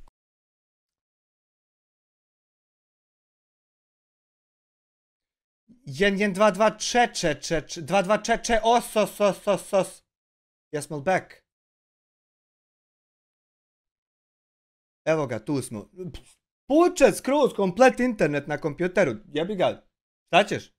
Bug. Bug ima, pa da nastavimo. Dodiku. Kako to ništa ne znate? Mogu sad odgovoriti. Izvolite. 7.000 i više članova samo u centru grada PDP-a. Pa sad mi listajte imena da ja njih znam, Bogom dao. U Banja Luci 350 vještaka. Pa šta mi ja dijelim na nekog čovjeka koji ide upoznavati vještake? Pa nisam ja, ne znam onaj što upisuje izvod knjige matičnih rođeni da ja znam te ljude. Ljudi, ja vodim cijeli grad, Bogom. Dobro, evo, jeste li se raspitali nakon što je Jelena Vjerujte da to nisam pročito prije. Ne vodiš ti cijeli grad, ti bi trebao da vodiš cijeli grad na način da mu budeš lider i vođa, ali nisi ti to, tebi daj biti sila i moć. I put čujem za to se ne obraću. Hoćete li sad provjeriti? Eto, hoću. Ako hoćete odgovoriti vam napismeno. Šta me briga ko je ti? Ali vidite jednu stvar, treba protiv njega... Ali ovdje je zemlja, gospođo, za zemlju. Znači zemlja pored zemlje, pa to isto vrijedi. Ali šta ima tu problem? Zemlja, mislite da je lokacija presudna za vrijednost zemlje? A vidite da ne znate. Ja vas pitam je li mislite da je lokacija presudna, kaže zemlja pored zemlje? Pa znam. Dobro. Imate zone grada. Imate zone grada. Dobro, ali i ono što u istoj zoni grada ista vrijednost. I stanje u kojem je zemljište i nekakve drugi... Pa ovo je parking, a ovo je vamo livada. Onda ispada ovo skuplje gdje je parking, jer je beton, a vamo nema betona. Ali navodno je u ovom slučaju sa zemljištem u Česmi vještak uračunavao stvari koje se inače ne uračunavaju. Kao, na primjer... A ko to kaže? Opet vaša protukandidatkinja, pisali smo i mi na Kliksu. Da je uračunavao žardinjere za cvijeće. Šta kažete? To što vi pišete na Kliksu, to baš čitam. Pa trebao bi čitat jer Kliks je 100% od svih portala što sam vidio, Kliks najmanje teži da priča neke fantazije. I trebao bi čitat. Ne bi trebao čitat, na primjer, Srpska info, jer tamo se objavljuje po uputama režima. I onda šta ćeš to koji kurac čitat? Niti tu ima nešto što stvarno jest, niti koji đavo. A Kliks bi trebao čitat. Samo ću pogledati ovu emisiju. Sve dok su neutralni i dok ovako djeluju, trebao bi čitat. Nema problem sa Kliksom. Ima jedino problem sa komentatorima, tu ima dosta futarije. Ali sa člancima, članci su već godinama jako racionalni i kakvi jesu. Koliko sam ja uspio vidjeti? Jer sam ja u njoj, a ovako inače ne gledam. Što ste tako narcisoidni, samo sebe gledate? To nisam, pa vi gledate sebe. Ne. Ja tako. Ne. Pa vi mi se trudite. Kako? Trudite se. Da budete ovako simpatični, postavite pitanje, kao uhvatite nespremnog, ali evo... Evo i vi se trudite da izbjegnete odgovor. Ali ne treba ti si ne da budeš spreman na fatanja pitanja, nego samo treba da budeš rav. Ono srž, stvarno ono što si ti.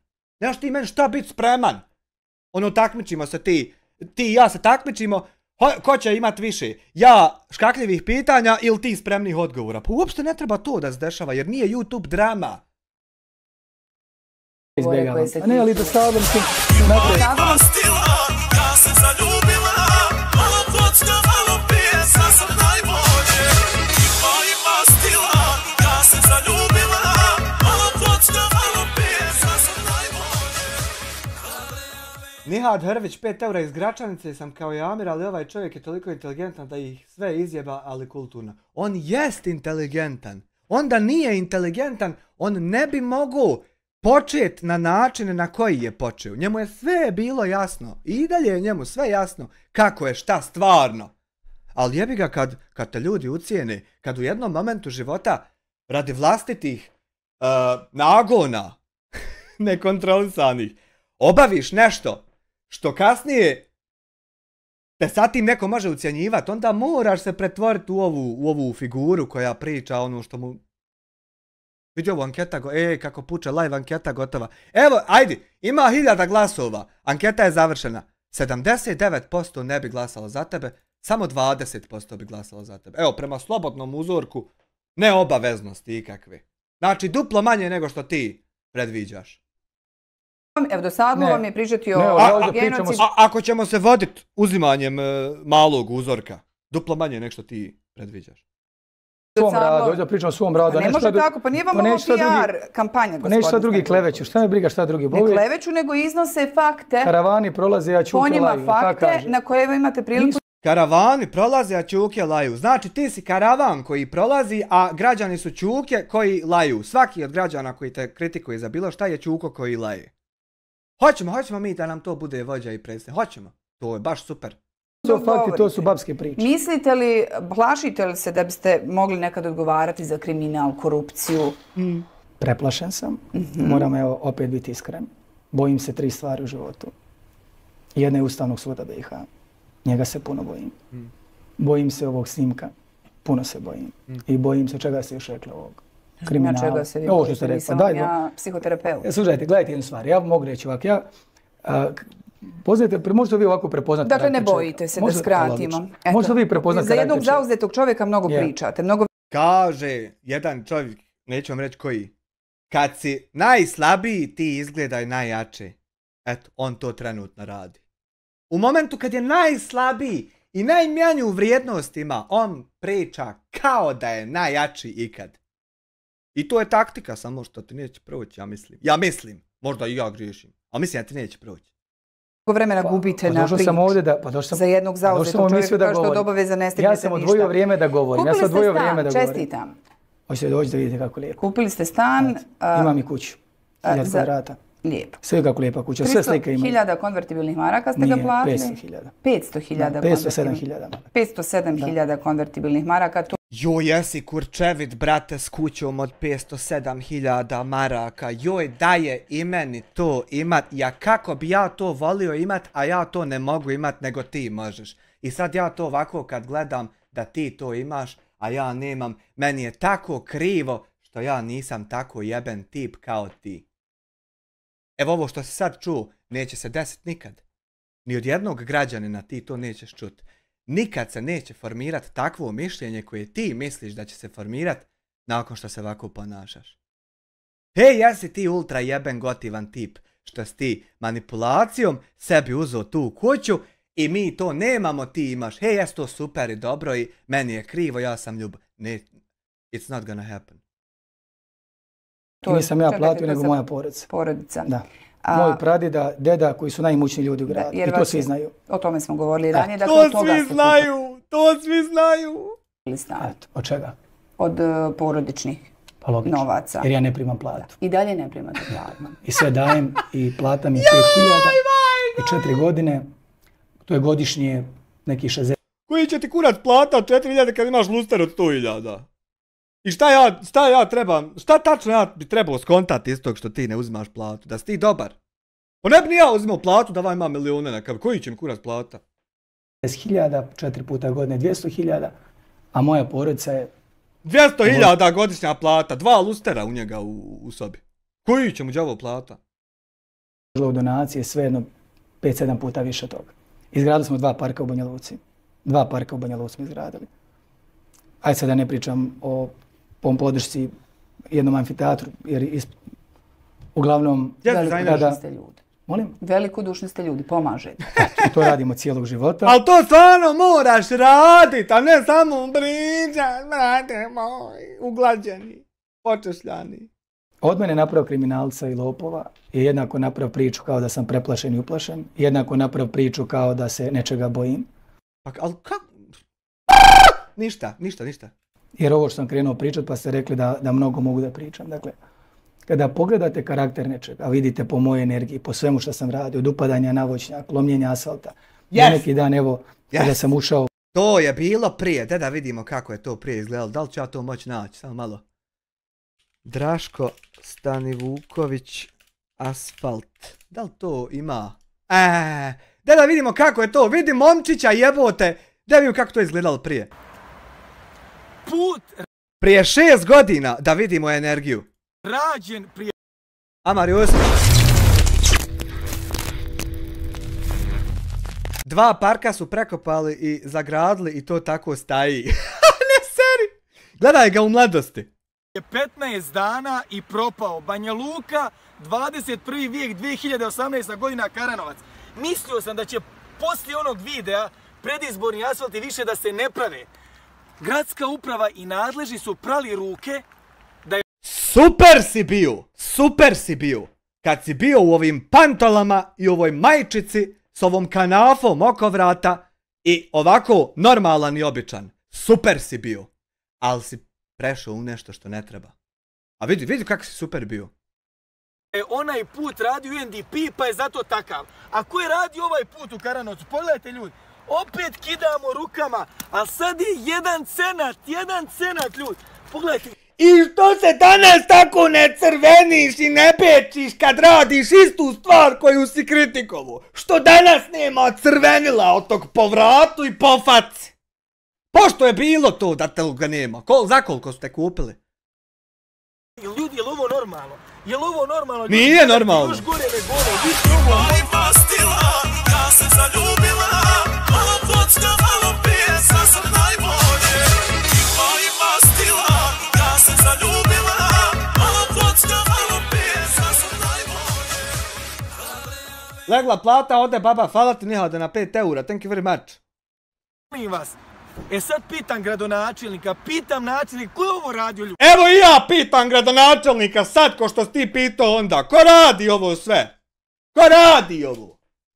Evo isto ovako sa crvenim ko ti prije 6 godina. Ko je ovo radio ljudi? Je li ovo normalno? Ko je ovo ljudi radio? Ste vi normalni? Ima li trotora, ima li Ivića, ko su ljudi naše... Jel vidiš da je on sve znao i da je njemu savršeno sve jasno? Evo vidiš. Pare. Pogledajte ljudi, vidite ovo ljudi, pa pogledajte kolike komade ljudi, čitava...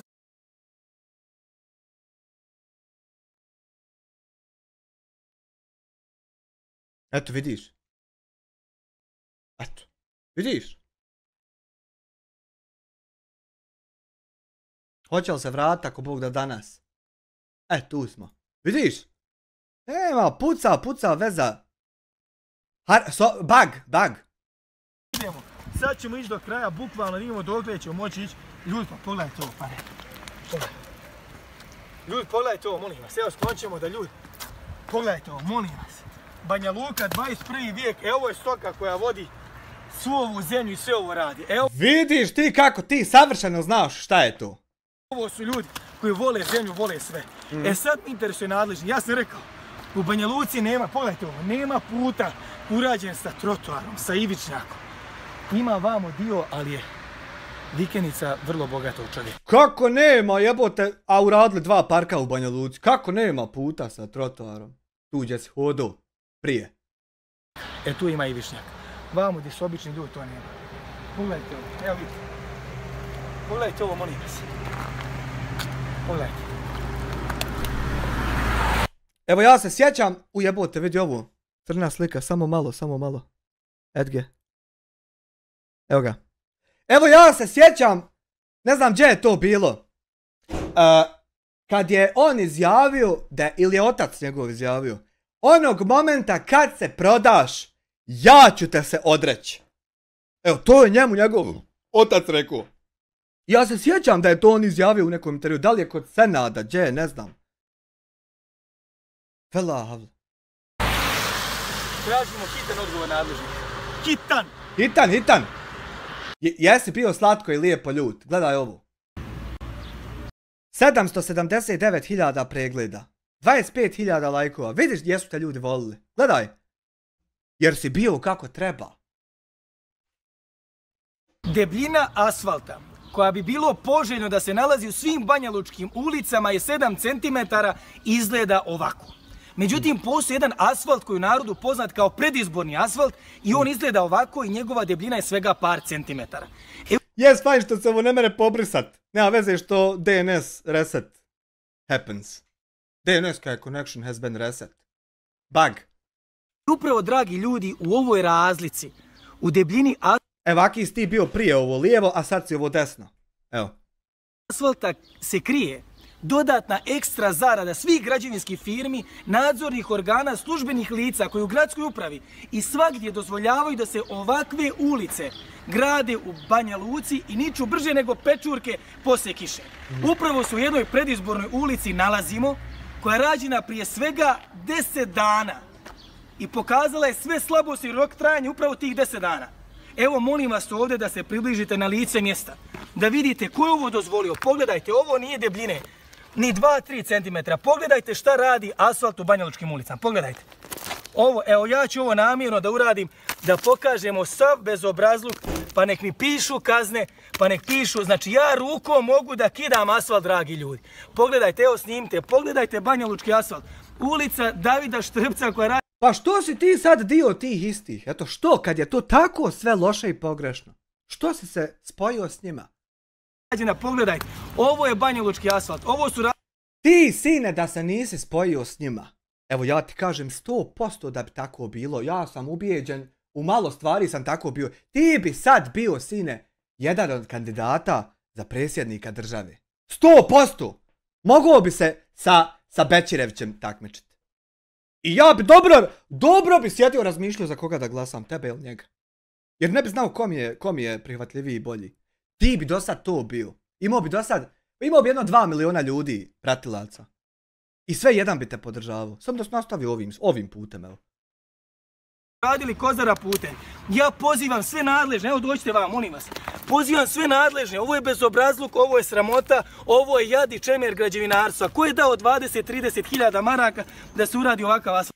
Neka ko hoće, po papirima je ispravno, šta se buniš? Baguje mi zvuk. Što mi baguje zvuk? Evo malo. Postavke zvuka. Mikrofon dobar.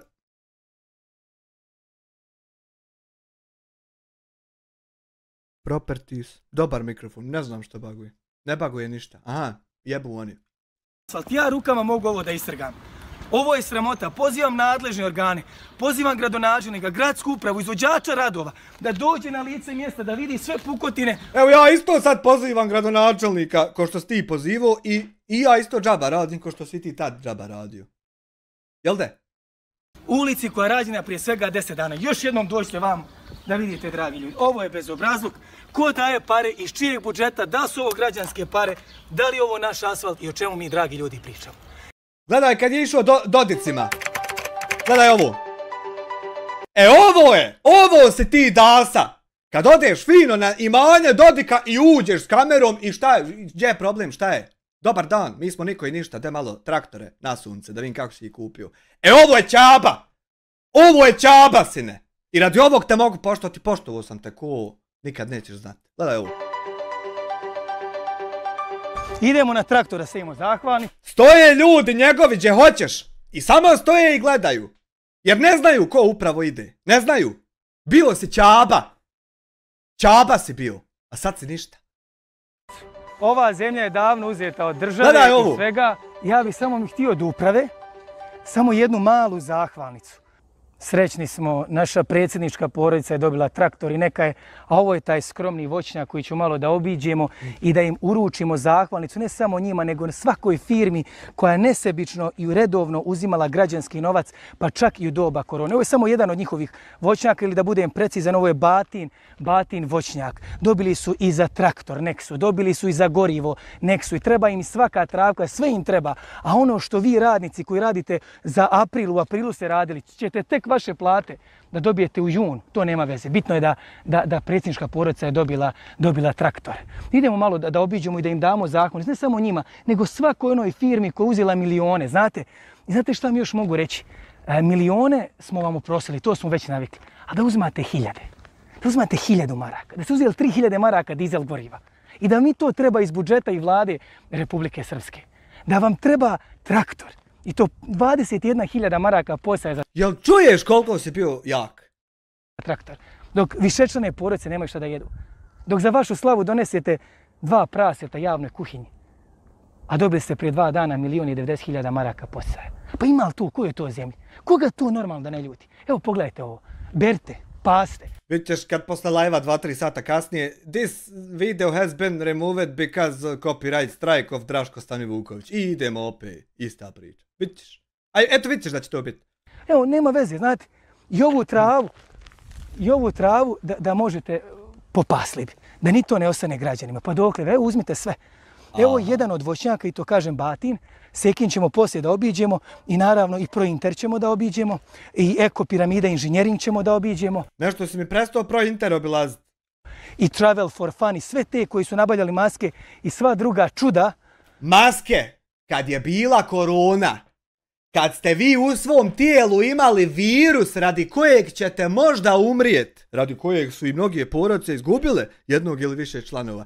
Kad je to u vama bilo, ljudi koje on kritikuje su nabavljali maske i prodavali vam i uzeli milione na tom poslu kriminalnim aktivnostima. I sad je on dio tih istih ljudi. I to doba. I to se zaboravlja, to se stavlja iza i ništa kao. Korone. Kad građani preživljavaju i nemaju šta da jedu. Idemo malo gore da damo zahvalnicu. Ova zemlja je davno uzeta od države i svega i on kaže da smo mi na čijem posjedu privatnom. Jeste zato što su neki ljudi koji ne treba uzeli ovo posjed i privatizovali, razumiješ? Evo, malo se prepali, zovu policiju. A mi se baš puno policije. Ali odavno više se niko ne plaši. Malo se jesu bili tad prepali, malo više. Ali odavno se tebe više niko ne plaši. Ovo nije privatni posjed. Dakle, ovo je posjed svakog čovjeka. A mi ćemo sad, evo gore, možda ovo domaćin, prvo hoćemo da vidimo gdje je traktor. Jer je traktor vrlo važno, mislim, mora za ovaj mali voćnjak, jedan traktor, da se dobije posle, da se dobije goriva i svega. Ali evo vidjet ćemo, možda čovjek ovaj korektan. Tako da nije ovo privatni, ovo je sve javno, ovo je državno, ovo je od nas građana. Samo nam je oduzeto. I vremenom to naravno može biti vraćeno. Nije zar. Pomaže Bog. Kako ste? Sve dobro? Ja bi samo mi htio od uprave samo jednu malu zahvalnicu. Samo mogu vama dati zahvalnicu. Ne znam. Bilo kome. Ništa, ajde ostavit ćemo ovdje. Ako niko neće, evo tamo. Viš ove klipane koji su se isto stopili da budu sluge režima. Ne smije niko da ti se obrati. Ne znaju kako bi. Nego izbjegavaju kontakt, izbjegavaju razgovor. Eto šta su oni i kolika je njihova snaga. Ne smije niko bolan da ti obrati se. Ti ganjaš ih po njihovoj meraji. Eto šta si bio. A sad si ništa. Tamo na upravi, nema veze, aj samo da ostavim pa. Evo ovdje negdje. Može li vama? Evo, ko će doći? Policija. Pa čovječe, valjda ovo imam pravo doći da zahvalnicu. Aj, policija njihova sva! Evo, izvolite, možete... Imamo pitanja, od one rampe ti nemaš pravo ući. Da, ali evo čekajte. Čuj ti ovog genijalca, čuj ti njemu, gledaj ga. Pa došao nabaviti voćke. Došao da nabavim voćke da dam zahvalnicu. Pa mi ne prodajemo voćke. Nego voće. Mogu jabuku, trešnje, višnje. Evo, izvolite. Evo, uzmite. Ništa, pošto niko neće da preuzme, mi ćemo zahvalnicu ostaviti negdje. Evo, pošto ovo sve kupljeno, eno traktora. Idemo na traktora, sejemo zahvalnicu. Dobar dan. Evo na traktor. Vjerovatno ovaj traktor... Ni dobar dan ne dobijaš za uzvrat, jer ne zna. Čovjek koji stoji vamo, koji se produ, koji samo sluša naredbe i ispunjava, on ne zna uopšte ni kako da gleda na tebe. Pazi. Nego stoji i posmatra i šuti, ništa. Hijenica. Traktor posla, evo 21.000. Evo ovako. Jel može to? Eto. Evo ovo smo ostavili. Evo pogledajte, ovaj čovjek je ovdje oko mene. Izgleda da je dobro plaćen, jel? Ajde čim ih ovako fino slušam. Dakle, imam 2 kamere. Jel to? Izgleda da je dobro plaćen čim ih ovako fino sluša. Čekajte, upadate mi u kadar. Pogledajte kako izgleda, pa čovječe, pa dobro, evo sad ću ja izaći ispod pa završiti. Nemoj me dirat. Pa ne diram te, što bi te ja dirao, da si se meni pribio. Evo pogledajte građani. Ovako smo se mi igrali na velikom odmoru, maltretirali se između se. To je bilo period tad, za toga. Konta da će uspjeti Draška Stani Vuković da isprovocira, pa ja sam ovakve za doručak pojedem. Za doručak drugo. Nekad davno je to bilo. Za užnu. Idemo vamo ljudi. Mi smo što smo trebali snimiti, ali vidite još jednu stvar. Evo pogledajte kako, pa mogu s auto zatvoriti, čovječ, uzet će neko. Ja brinemo kad on već od nas uzme i da vama neko ne uzme vaše automobile. Svatate. Pozdrav, evo vidimo ovdje. sad ćemo mi izaći iz javnog u javni posao, ovo je sve građansko normalno. Dakle, evo ovo ćemo ovdje da, znate, ostavimo. Ovako još jednom da ostane na kvaki. Bravi ovdje. Pa nek možda dočeka njih. Evo, tu važi. Bar je u njihovim rukama posljednje dirala. Dakle, šta je suština? Imamo 2 kamere, čovječe, viš da ne može da ustavite. Dakle, evo, obišli smo jedno preduzeće javno koje uzelo pare u doba koronavirusa, a obićemo sutra, preko sutra jedno po jedno. Ne građani vidjeli su ovaj skromni voćnjak kojem treba jedan traktor, malo dizel, goriva i sve drugo. Našu zahvalnicu ovako bacili, ali nema veze. Ona je otišla na taj traktor za koji su pare date. Nema straha. I izvinjavam se, ne opraštamo im ne samo milione, nego ni hiljade. Ni jednu marku ne opraštamo, ni jedan traktor. Jebi ga, oprostio si, džaba je. Ni jednu voćku, ni jednu travu. Sve si nema oprostio. više oprosta. Sve si Ovo je oprostio. bezobrazluk, ovako izgleda. Sve si oprostio i postao si još gori samo. I da se vratimo na trenutnu verziju njega. Pred onim doktorima i tako dalje. Znači, najvažniji životni princip jeste kod mene, znači i autonomija životna. To je da ja donosim odluke. A čovjek nikad ne može biti nezavisan. Šta znači nezavisan? Ako vodite jedan grad, zavisite. Ne može biti nezavistan, ali može ne podliježati pritiscima i ucjenama. To može. Može biti ispravan. Naravno da ne može biti nezavisan.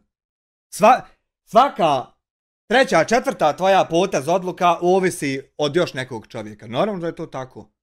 Ali to nema veze sa tim da ti biraš ispravan i neispravan put. Koji odabereš, takvi ljudi će ti prići. I od drugih gradova, zavisite od vlade, zavisite od drugih zemalja i morate biti mudri. A pazi, dok si birao ispravan put, na njihovom ne smiju da te dodirnu. Jesi vidio kako te snima, ali neće da te dodirne. Na svom neće da te dodirne. Tuđe čuva. To je kad si ispravan. A kad si neispravan, može ovako da te gnječi, a ti možeš sam šutiti. Mudri. Znači ja odluke donosim autonomno, ali Banja Luka zavisi od XY faktora koje ja moram ukomponovati kada donosimo određene odluke. I to je jedina. S obzirom na to da Hvala vam baš što ste mu odali. Znači, on je shvatio u prevodu ovu, ukomponovat se u tuđe odluke. On je shvatio da igrica koju on igra je mnogo veća od njega. I onda najbolje rješenje do kojeg on bio sposoban doći da se on stopi kao još jedan player u toj igrici. Da se mogući budući predsjednik PDP-a, gospodin Crnadak, ne slaže baš sa tim načinom, da to baš sve tako mora biti u saradnji. Dakle, kritikovao je taj vaš nedostatak kritičkog osvrta na SDS i Milorada Dodika. Hoće li imati vašu podršku? Ima li Crnadak kao kandidat za ovu poziciju predsjednika PDP-a? Igor uvijek ima moju podršku. Da mu zamjerite? Jednom ste rekli da se on ogriješio o vas. Slušajte, da vi znate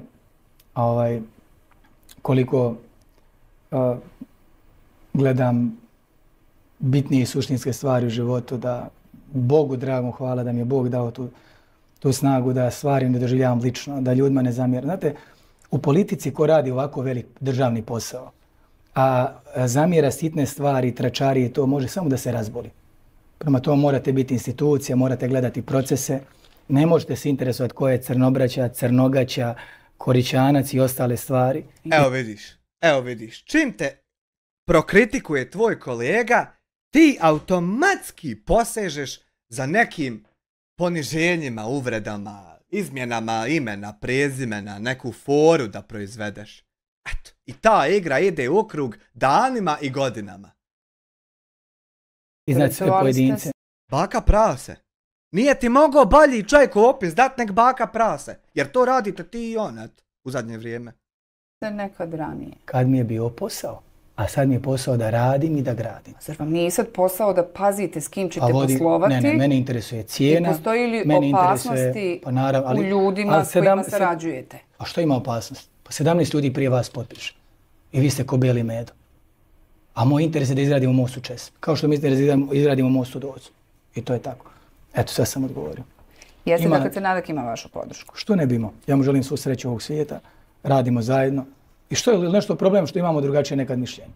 Pa i to je radio. Ja mislim da on nije bio u mojoj koži. Ali ja nekad nisam bio u njegovoj koži pa ga nisam radio. I ja sam njega nekad kritikovao.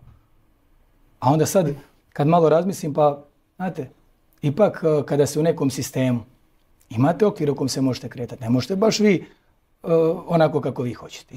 Jeste. I to uopšte ne defaultira to da ti se moraš tom sistemu predat, iako je on kvaran. Ne, ti možeš biti dio sistema i popravljat ga. A ne moraš mu se predat. Postat onakav kakav je i taj sistem. Koju priču ti prodaješ, niđe veze. To je prirodno. Koju vi kad se ovdje... To da više ljudi donosi odluke zajedno, to ti trebao si ne znat prije nego što si ušao u taj posao. A ti si ušao na neki drugi način, pa sad neki treći način sprovodiš. To sve trebao znat prije nego što se kandidovu. Da nećeš ti biti glavni šef, nego ima vas 3000 koji zajedno se dogovarate. To se trebao prije znat, a ne sad. Se vadit na to kao, to je tako, pa ja ne mogu ništa. Ovdje imate u jednom mediju uređivačku politiku, pa imate neki okvir u kom idete. Kad vodite neku drugu emisiju, imate okvir u kom idete. I to je potpuno... Kad se baviš kriminalnim aktivnostima i ucijenjuju te ljudi, ima okvir u kojim ne ideš. Svako ko iole malo razumije procese, te stvari može da shvati. I evo, gospodine Stanivukoviću, na kraju da pokušamo nekako, pa čini mi se sat i 15 minuta. Pa nije li kad bila duža emisija? Ne, mislim da ne. Dakle, vi najavljate svoju pobjedu. Nikad duža emisija, a nikad sagovornik nije manje rekao. Izračunajte poslije. Najavljujete svoju pobjedu, kao što će Jelena Prilić biti treća, smijete, niste prvi, najavljivali su i dobro, kontam aj rekao da sam malo brigane za cikl, najavit ću. Mogu reći o programu, da tamo 3000-arke, a ne, čekajte, smo završili priču o stanu i svemu tomu. Jesmo, rekli ste da je to kupljeno novcem vaše porodice, za koju se svakako zna od ranije da je imućna porodica. Imamo, da, trebali još nešto da kažem. Evo za kraj, dakle, najavljujete svoju pobjedu. Nešto ste to crtali, šta ste crtali? Htjela sam da izvedemo neke zaključke iz ovog razgovora. Možda dati meni papir samo jedan? Ne mogu. Što? Da mi ste nešto pišete, crtate. Da, sam nešto upišem, zaboravit ću tezu. Ima ovaj novinar, ovaj kamerom, ajde. Najavljujete pobjedu, ne plašite se protukandidata, imate nove planove za Banja Luku, ispunili ste sve što ste obećali, sad idete u nove. Koje planove za Banja Luku on ima, osim da napravi nekakav most? Znači, ja nisam čuo drugi plan. Svega mi nisam. Znači, Banja Luka stagnira i naredne 4 godine ako on bude izabran. Biće jedan most i jepte se za ostalo. Šta god želite. Ako niste ovako elita kao on, ako ste dio obične sirotnje, jepte se za ostalo. Ali bit će most da morate preći. S jedne strane na drugu. Kad vam dosadi vam prosit, vi prećete vam na onu stranu mosta. Pa će on naići u kolima, dobar čovjek, bacit vam. Samo da nije laž. Aha. Kosovo je srce Srbije, ali to laž? Hvala vam. Eno vidiš zaključka. Vidiš zaključka. Umjesto da zaključak bude vrijednog čovjeka, ja se nadam da će moji planovi kvalitetni koje bi volio sprovesti biti mogući da se izvedu u budućnosti uz pomoć kolektiva, zajednice, da se svi udružu. Ne, Kosovo je srce Srbije. Eto vidiš ti. Koji si ti debil jebo majku, to je neviđeno. Ne, Stanivukoviću, nema potrebe za provokacijama, evo lijepo. A što je to provokacija? Rekla bih, završili ovaj razgovor. Eno vidiš, što je to provokacija? Ne vrijedi s tobom zapravo ne vrijedi uopšte polemiku o tom voditi. Ti sam svoj kraj potpisao. Lijepo razgovarati. Sigurno sam da imate nekih ljepših, važnijih poruka u ovom trenutku za građane Bosne i Hercegovine. Meni je to najljepša poruka na svijetu. Lijepo. Ok, evo poštujem. Dobro. Šta ste pitali? Vaše su poruke da ćete pobijediti, da se ne bojite protukandidata. A znam to, Joe, znam to. Da ih ozbiljno, ali se ne plašite, imate na... Tu sam i počeo nekako sumnjati u njega. Planove za Banja. Moram reći da mi je bilo simpatično s vama razgovarati upreko svemu. Uvijek su ovako dobre emisije, malo da čovjek intelekt brusi i vježba. Tako da moram reći da ste mi odlično došli u uvodu debatu. Ti intelekt već imaš. To je vidljivo na osnovu starih klipova. I intelekt, i inteligenciju, i jako kvalitetnu mogućnost shvatanja šta se oko tebe dešava. Ali ti ovdje ne oštriš intelekt, nego došao si samo da se ispoizvlačiš iz svih situacija koje će biti bačene pred tebe. I mi to znamo, eto, te zamisli eto koliko ti je uzaludan trud kad mi to znamo. Na koju mislim da moji protiv kandidati neće smjeti, jer kad vidi kako se nosam s vama, a vi ste vrlo vispreni, a oni su 3 put lošiji, jasno ko će pobijeti. Može biti tako jedan. Može, evo sam ipak od... Ne znam, Boga me, evo ja ne mogu se sjetiti ni jedne stvari. Vjerovatno ima za Jelenu Trivić loših stvari, aktivnosti, potez, vjerovatno ima. Ali evo ja se ne mogu sjetiti ni jednog trenutno. Iz ovog svega dosta što sam u životu vidio i pročito, ne mogu se sjetiti. I onda ti kažeš oni su 3 put lošiji. Pa po čemu? Po čemu? Oni su možda 3 put lošiji u narcisoidnosti od tebe. Dosadne postala visprena. Jeste, odlični ste. Napredovali smo. Dobro. Pozivam vas ja na debatu, dakle vaše nećemo pubga dadi. Vi ste došli kod nas. Nećemo pubga. Večeras ćemo. Biće. Ali znate kako? Ali da bude u Banja Luci. Dođite nam vi u Banja Luku, pa onda tamo razgovaramo. Ovo je bilo dovoljno. Jel to u redu? Nama nije problem. Nek staji odvojeno. Dođite u Banja Luku. Dolazili smo u Banja Luku. Znam se koja čast gradonačelnik Banja Luke je došao u Sarajevo, eto, vi dođite. Meni je samo važno da kažete da biste vi pristali, dakle, razgovarati sa protiv kandidatima u jednoj debati. Evo da njih pozovemo. Evo zovite.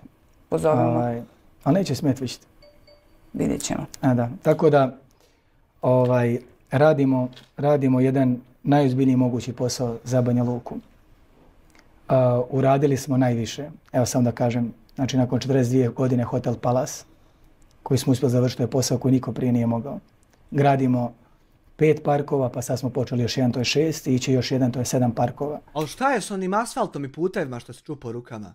Šta je sa tim? Šta je sa bijedom? Šta je s narodom? Šta je sa tim? Jel to išta bitno ili je bitno samo kako se utaliti u taj park? Kako uzeti materijala tog i tog za 100.000, ali ga dati 110.000? Pa da ti Aran ostavi 10.000. Jel to bitno ili je bitno one priče s početka? Banja Luka za 50 godina nije Emela dobila nijedan park. Volio bi da dođete, da prošetate, da vidite. Ljudi, kunem vam se, svega mi na svijetu, ja bio u Banja Luci, ne sjećam se koje tačno godine, svega mi na svijetu što imam, ja bio u Banja Luci prije nego što je on bio gradonačelnik i vidio jedan ogromni park.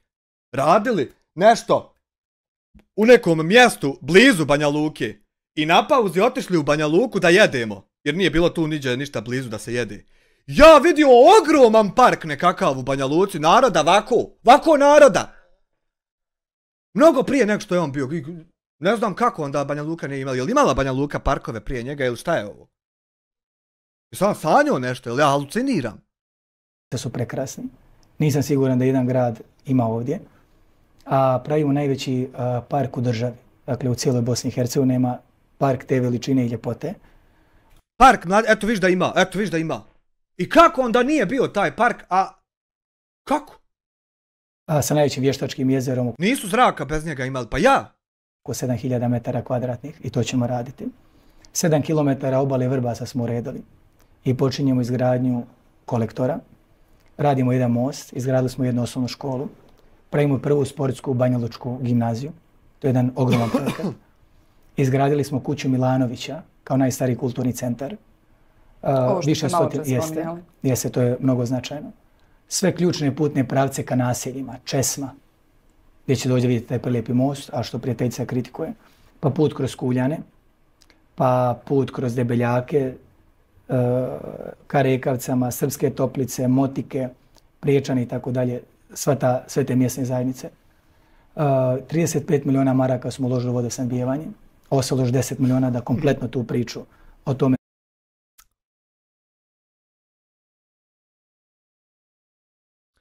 Jen 224 224 Jen 22 Eđe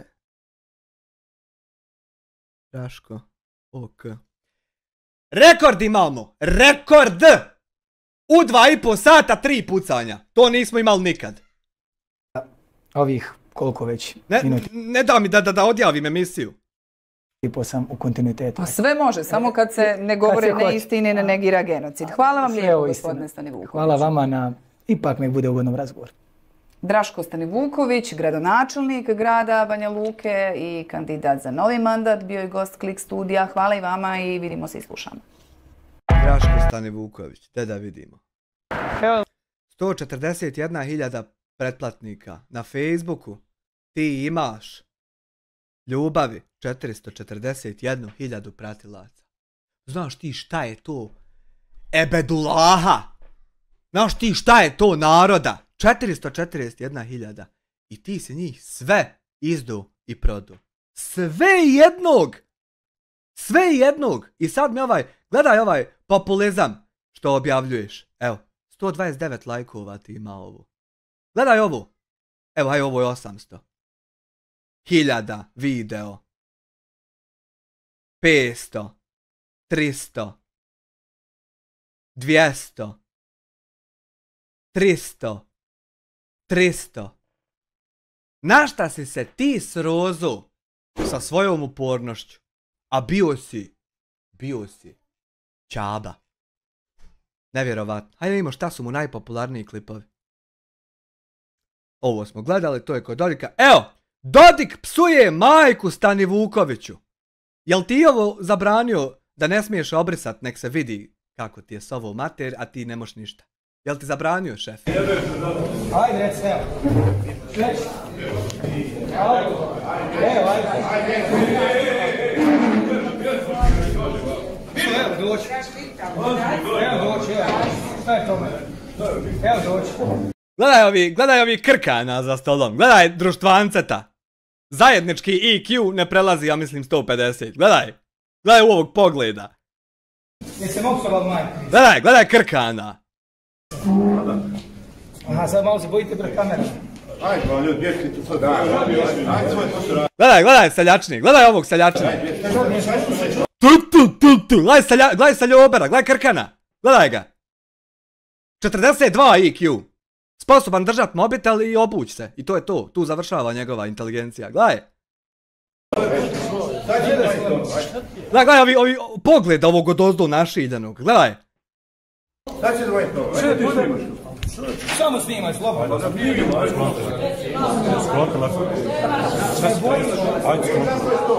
Šta je rekao, ja opet kažem, šta si rekao? Ajde ponovite. Reću ti ja poslije ću ti reći šta ti imam reći. I Boga mi reče mu poslije. Sine, ovako će ti kaj bit.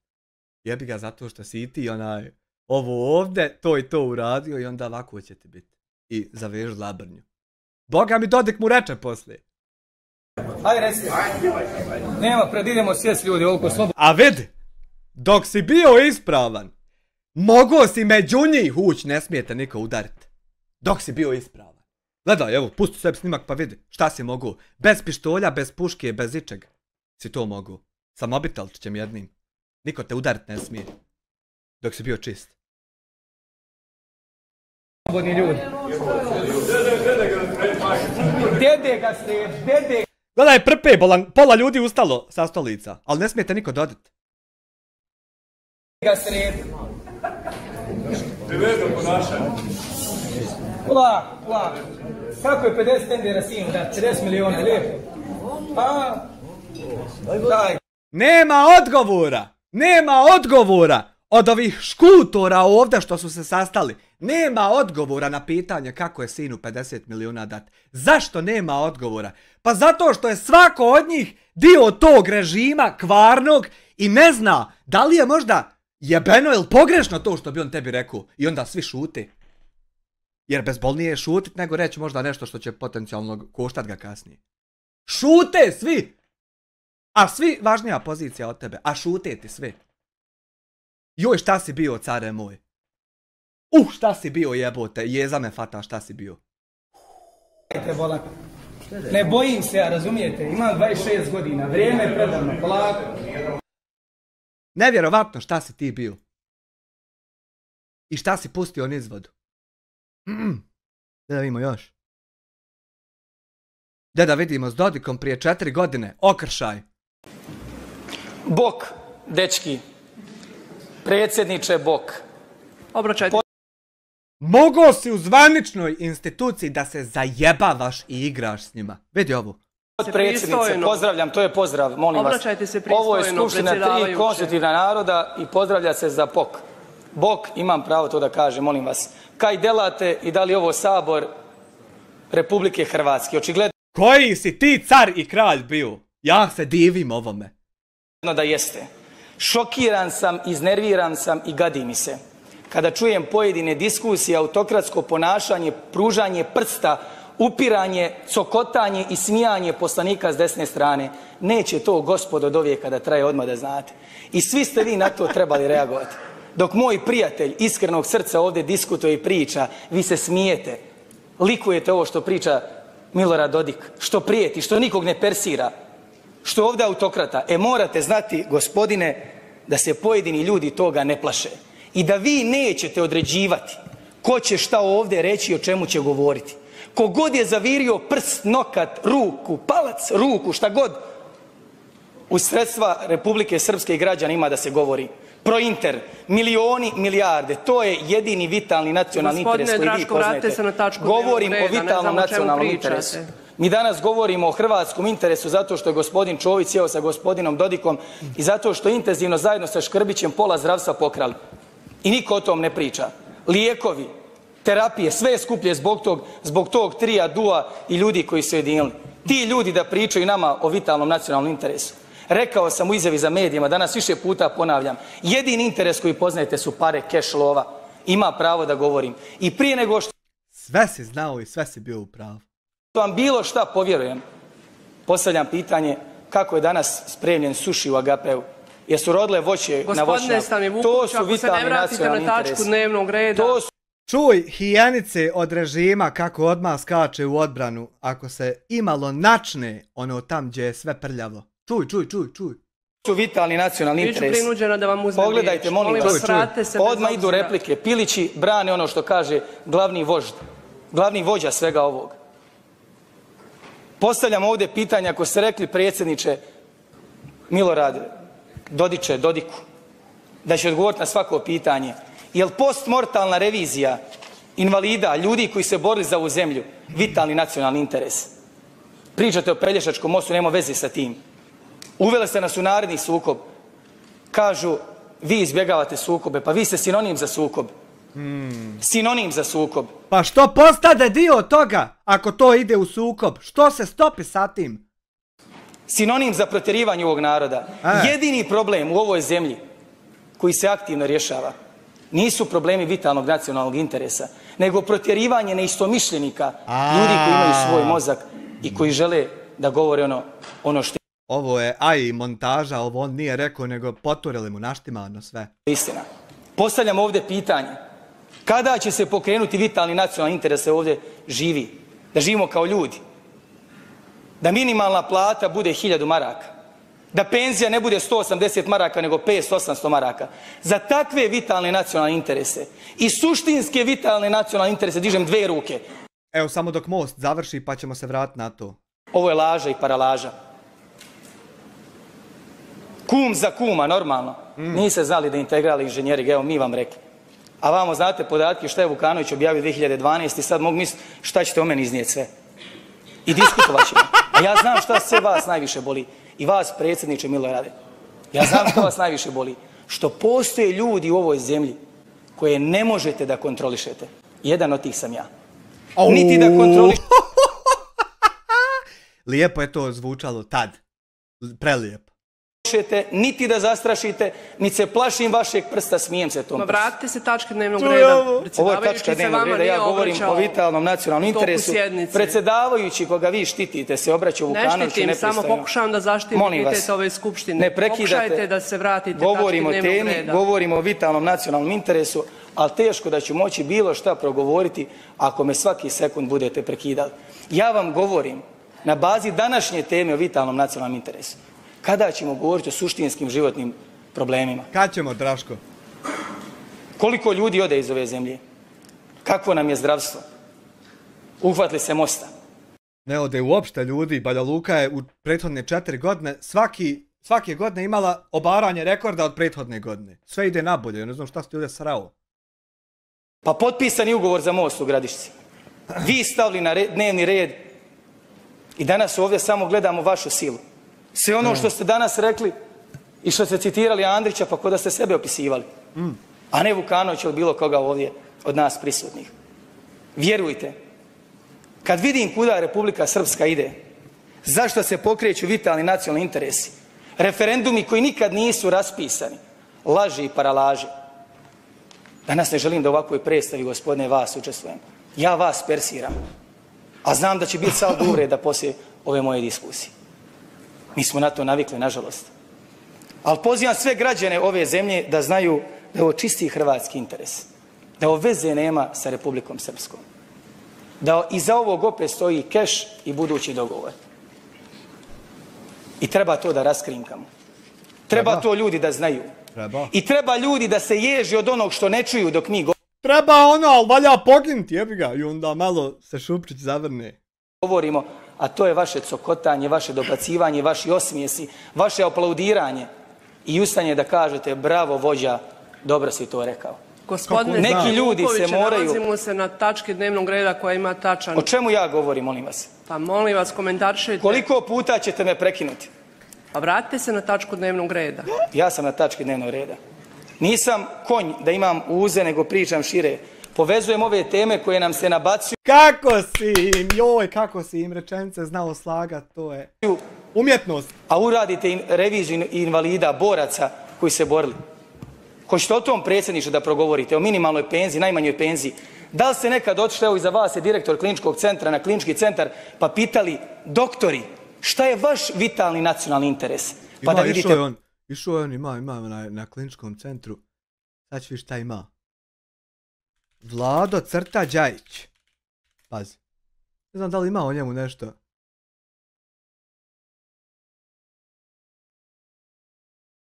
Ima i to kod Draška 3 minute. Te da vidimo šta ima na kliničkom centru.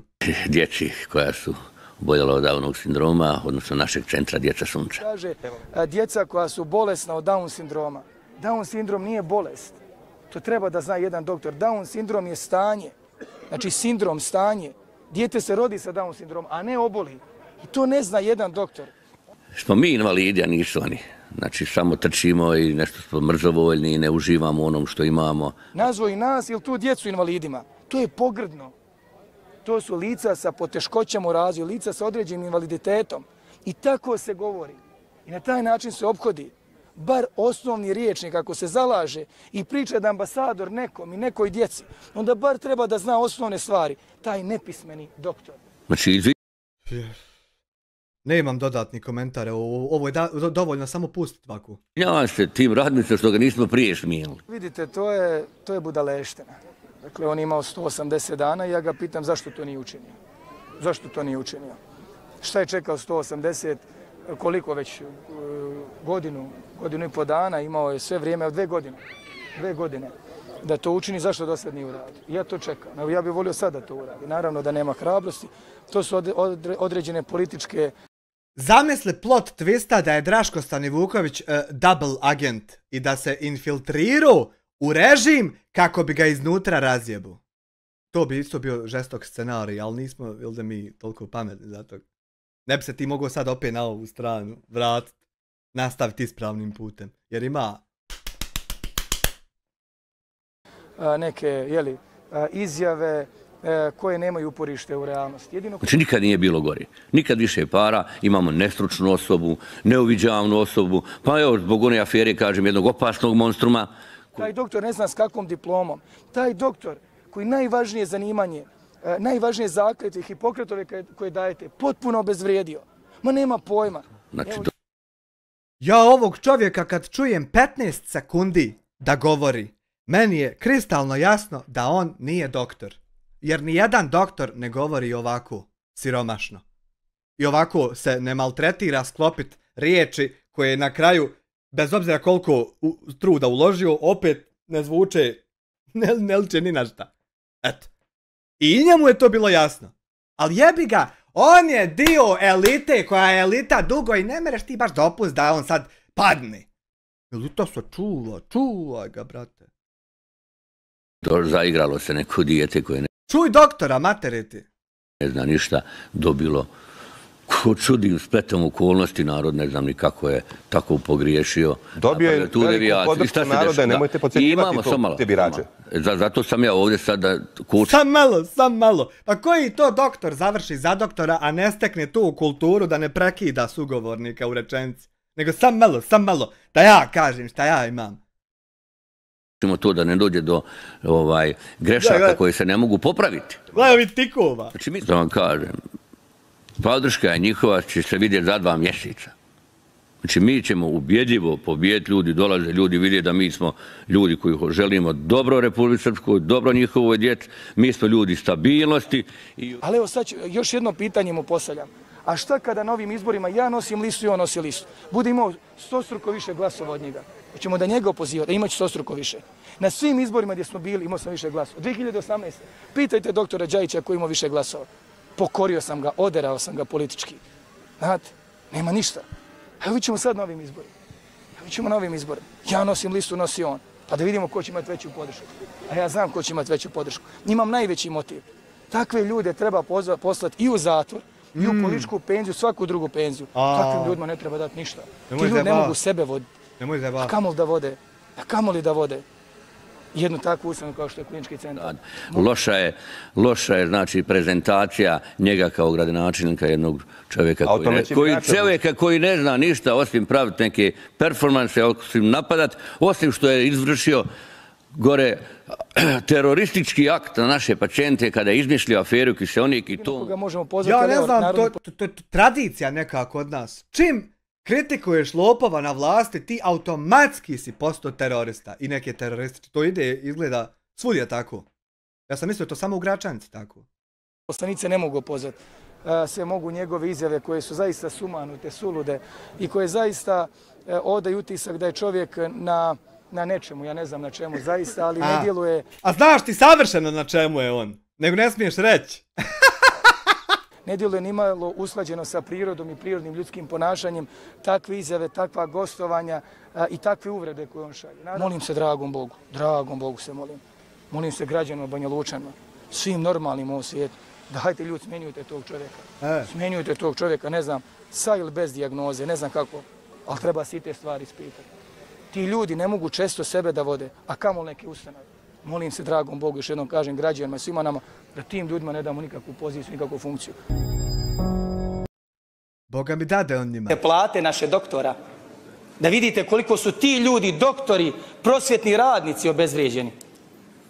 Vi danas namećete nešto što nema veze sa Republikom Srpskom, da je Republika Srpska. Ja vas molim još jednom da se držite tačke dnevnog reda. Ili ja pričam o vitalnom nacionalnom interesu. Da li ja pričam o vitalnom nacionalnom interesu?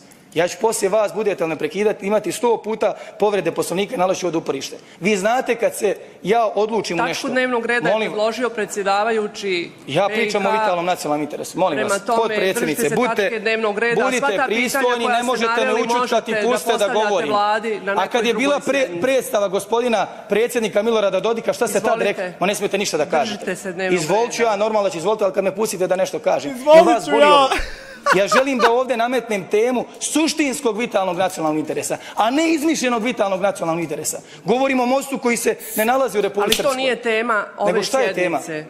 Šta je ovo? Šta se dešava? Pokušavam samo da vam kažem da se vratite na tačku dnevnog reda. Prestanite, molim vas.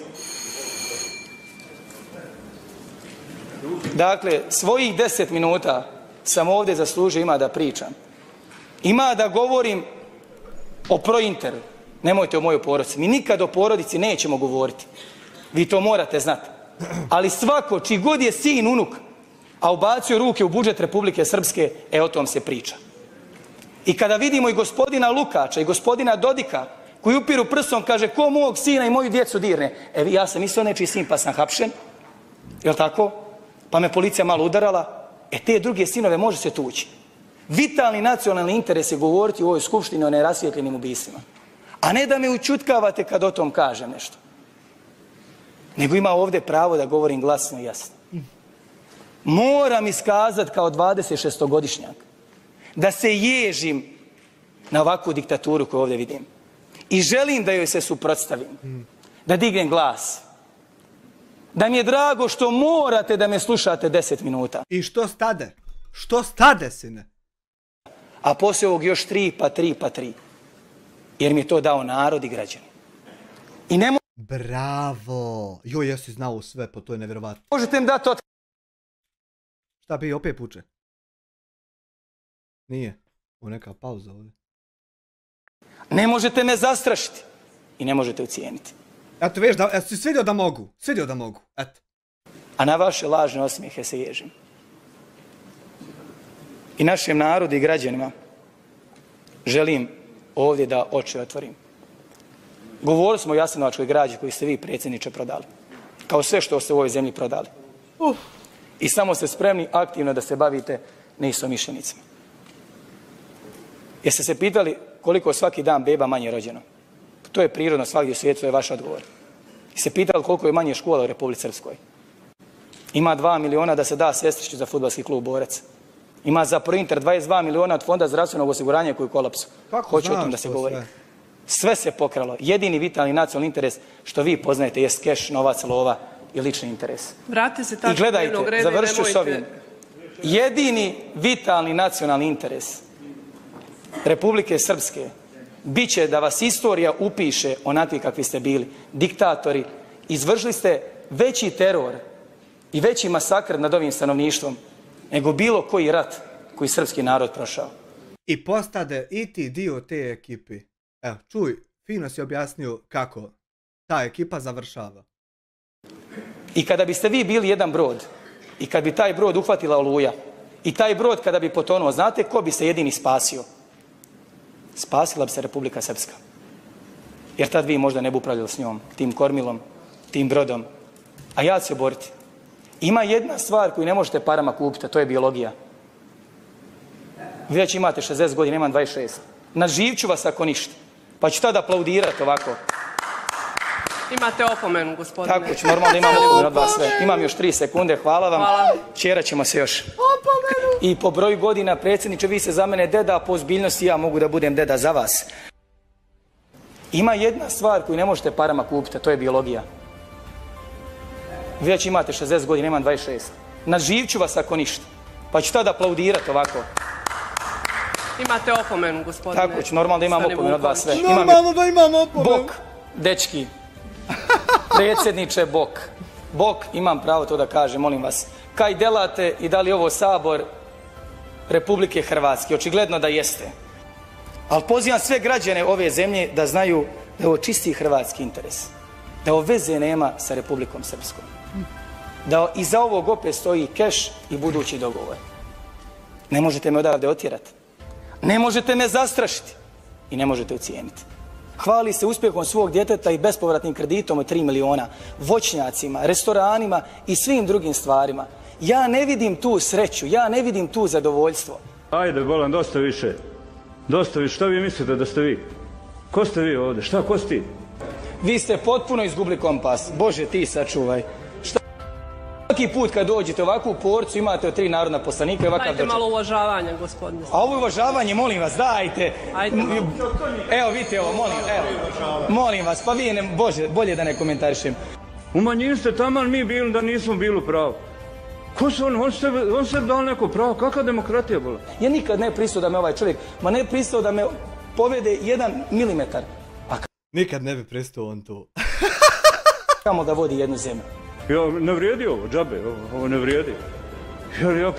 Ja prvi put moram... Niste trebao svađati s njim, trebao se odmah pare ponuditi, Dodiče. Ne vrijedi. Kapitulacija potpuna i ja pozivam narodne poslanike sa strane vlasti malo da više pomognu velikom vođi, očigledno ne nadajući se spona su mu bila 3 mlada narodna poslanika. Pa ti si sam bio jači od svih njih zajedno jer su se oni maltretirali kako uopšte da razgovaraju s tobom. Sad zamisli gdje si ti bio. I gdje si sad. Za koja nije vjerovao da su ovako otporni, jaki, izdržljivi, što se mene tiče do 3, 4 ujutru, 5, dokle god. Hvala vam. Hvala. Čerat ćemo se još. A ima još ovog. Predsjedniče, molim vas, bez kvalifikacija poslanika. Da bi impresionirao svoju babu, sad hoće da bude što više na televiziji. Baba izgubila se. To si mu trebao dati. Njemu je bila želja na televizijama javnim se pojaviti, da se on obrati narodu. Da on bude popularan, da on bude u hajpu. Trebao smo odmah to dati para i ne bi imao nikakvi ovi cirkus. Sine, vi ste švercali cigare, gospodine, u ratu. To je velika razlika da znate. Budi kandidat pa ćemo se sresti na izborima. To je najbolje mjesto da vidiš. I on se kandidovao za gradonačelnika Banja Luke.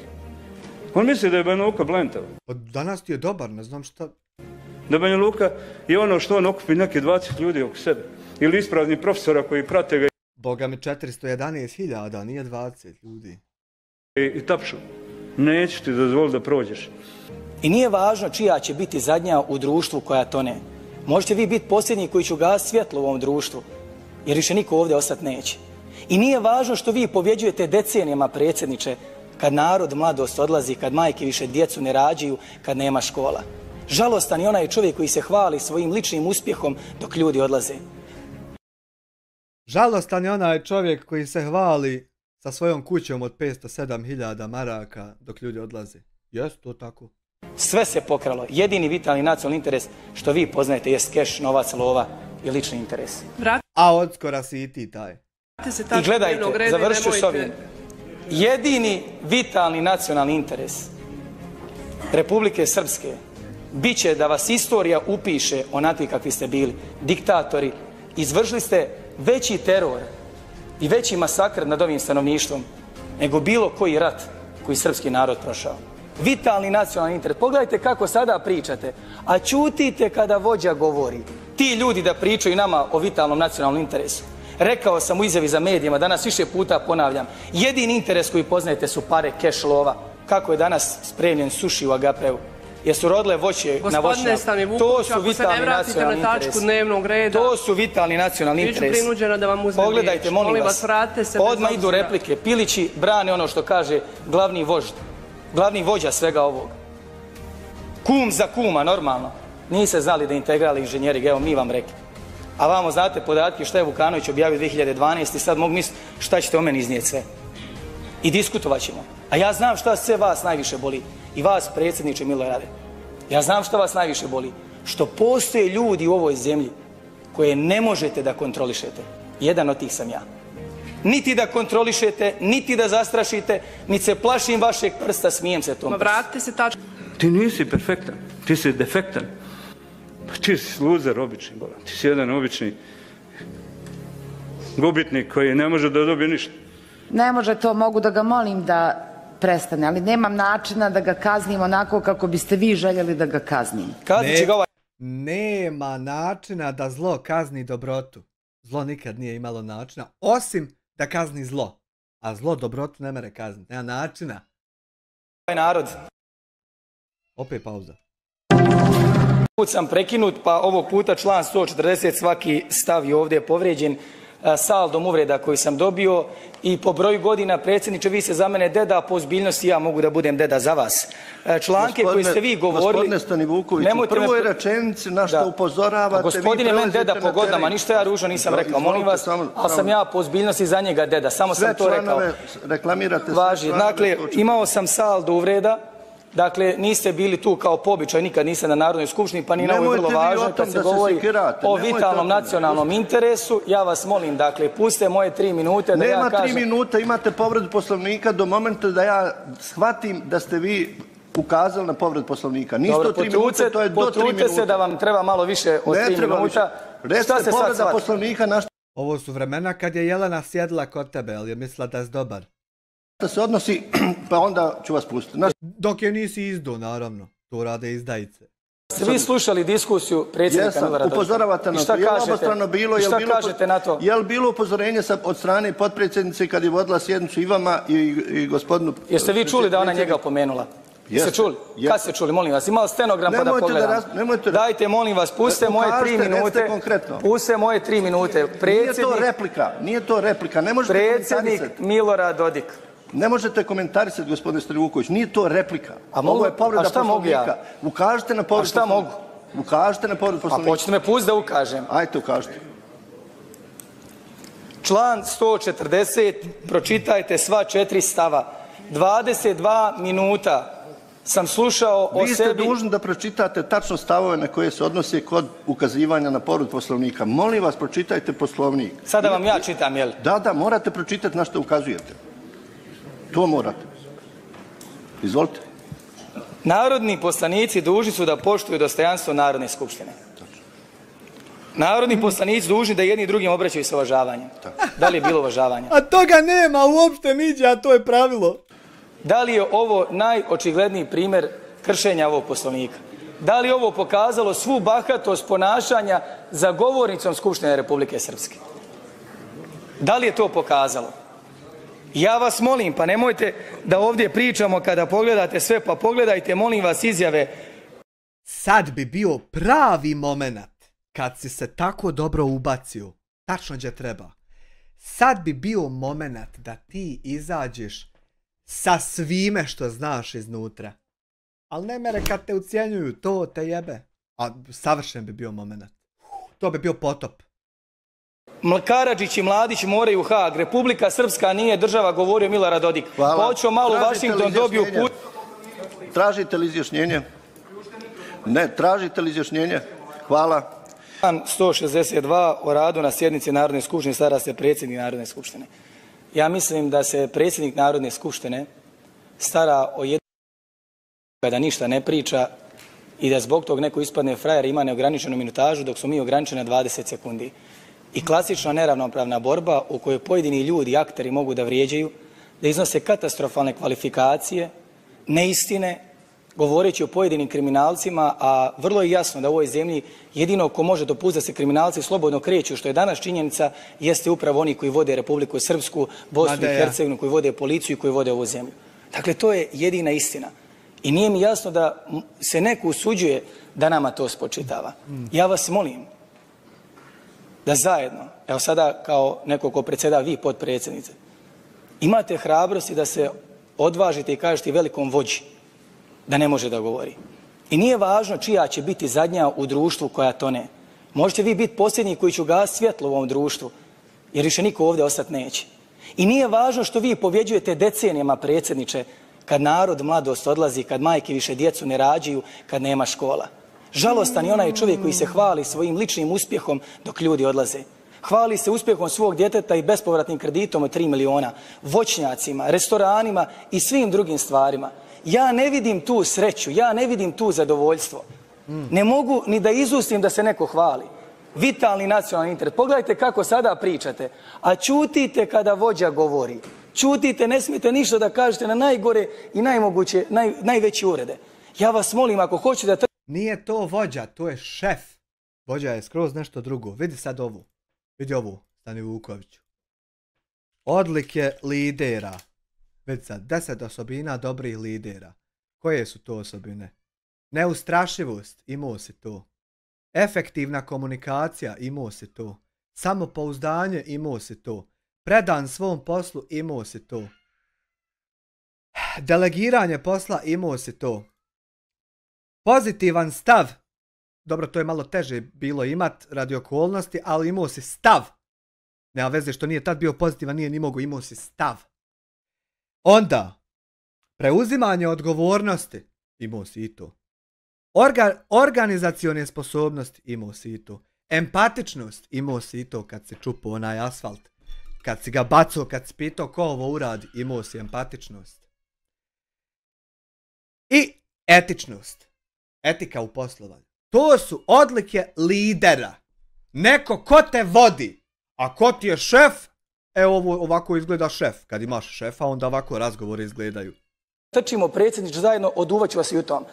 Biću strpljiv, čekat ću do 40. godine svoje 50. ali ću dočekat da okrenete leđa i da pobjedi mladost, ljepota, raznolikost ove zemlje i da ova zemlja bude budućnost u kojoj živimo. I ja ću vama uvijek odgovoriti. Možda ove skupštine bude vaša zadnja, ali vjerujte, za 10 godina bit će moja zadnja. Biće zadnja mladosti. Boga mi njihova bi zadnja, eto, kako mi viđa smo. Iskustva i ne do Bog da bude u stvar zadnja, nego to je već replika. To je već replika. Jeste, naravno. Jesam vas dovoljno pustila. Jeste, dovoljno sam pustila. Sad ću vam odgovoriti na ovo što ste tražili od mene. Evo, još dok se ne promijeni poslovnik po članu 134 stav 7, ja ne mogu nikome ko je obuhvaćen ovim članom zabraniti da govori. Dakle, ne mogu. Ako dovoljan broj poslanika pokrene inicijativu za promjenu Poslovnika, mi ćemo onda kao Narodna skupština morati tome da pristupimo. Do tada ja nikome koji je obuhvaćen stavom 7 ovog člana ne mogu zabraniti. Da, dobro, u redu. Član 162 sam obrazložio stav 1, stav 2. Zbog povrede rada na sjednici predsjednik Narodne skupštine može da izrekne sljedeće mjere. Opomenu, oduzimanje riječi, udaljenje sa sjednice. Samo poslanicima. Samo poslanicima, da. Ja pitam Milorad... Sve bili protiv njega i imali su jedinu šansu, mogli su ga samo ubiti. Samo su ga mogli ubiti, ništa mu drugo nisu mogli. A svi bili protiv njega. A sad mu mogu, sad kad se prodao, mogu mu raditi šta hoće. A dok se nije prodao, mogli su ga samo ubiti. Zamisli. Dodika za Milana Vukelića ubistvo i za Đurovića. Da li su upoznati kako je ubijen momak Nikola Đurović? I ko ima tu ruke, da li tu ima ministar Stanislav Šađić? Kada ćete govoriti o nerasvjetljenim ubistvima? Hvala. Da, član 163. Opomena se izriče narodnom poslaniku ili drugom učesniku rasprave. Predsjednik je drugi učesnik u raspravi, bar se nadam da je tako definisano. Pogledajte što ovdje ima mjerate koje možete da izreknete za ovo sve što govori. Kaže da iznosi činjenici i ocjene koje se odnose na privatni život i uopšte da govori o drugim licima. Ja samo govorim o činjenicama... Davno ste obojica ta vrata otvorili. Ja samo govorim... I niko nije spreman da zatvori. Izvinite, obratit ću vam ja vrijeme. Sada je 15 časova i 23 minute. Skoro 20 ljudi čeka da se obrati, da diskutuje, ja se nadam na temu. U 16 časova pravimo pauzu. Ovo sve što je do sad urađeno nije ništa sem lični sukob između predsjedavajućeg i uglavnom vas i gospodina Vukanovića, od kojeg niko od nas drugi nema apsolutno ništa. Sad izvolite vrijeme, imate nadoknadu, kažite sad. Hvala vam. Nažalost, mora i predsjednik da zna da ni ja ne odustajem, tako da vidjet ćemo kome će biti više po volji. Aj, odusta ti u nekom momentu. Sa vijetnamskim milijarderom kojeg su ugostili, da li vam je žao što je ubijen Milan Vukelić i kad se o tom progovori? Da li vam je žao što je ubijen Nikola Đurović? To je replika. Da, jeste, evo, pa govorim. Mislim, zloupotreba kršenja poslovnika za repliku. Moram se znaći podpredsjednika god jer ovdje nemam pravo da govorim, a vrijeme mi je vrlo ograničeno.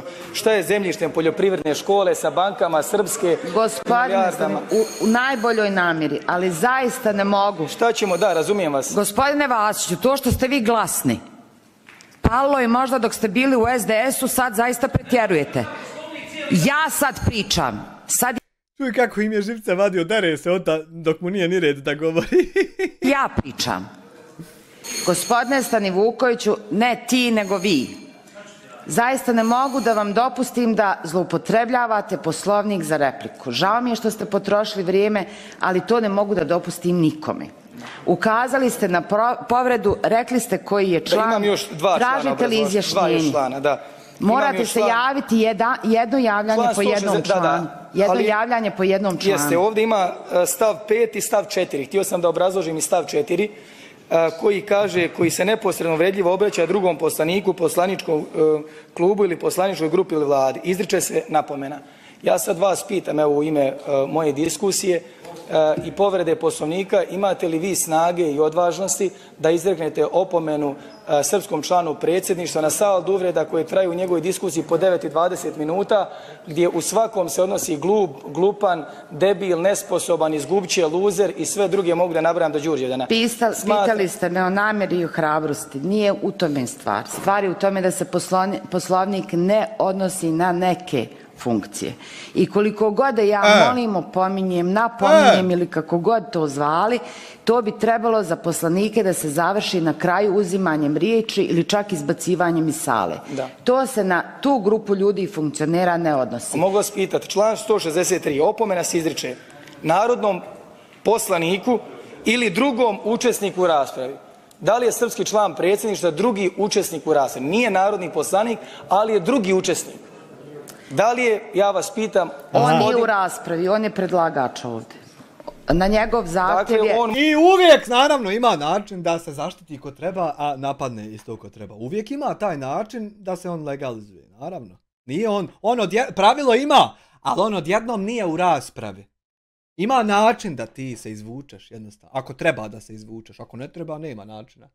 Može da psuje, da galam i da vrijeđa. Ne može to, mogu da ga molim da prestane, ali nemam načina da ga kaznim onako kako biste vi željeli da... Pa da mu se nisi prodala za poziciju i malo lagodniji život, ne bi morala da ga moliš. Ga kaznim. Kaznit će ga ovaj narod izborno. To, u to ne ulazim, vidjet ćemo.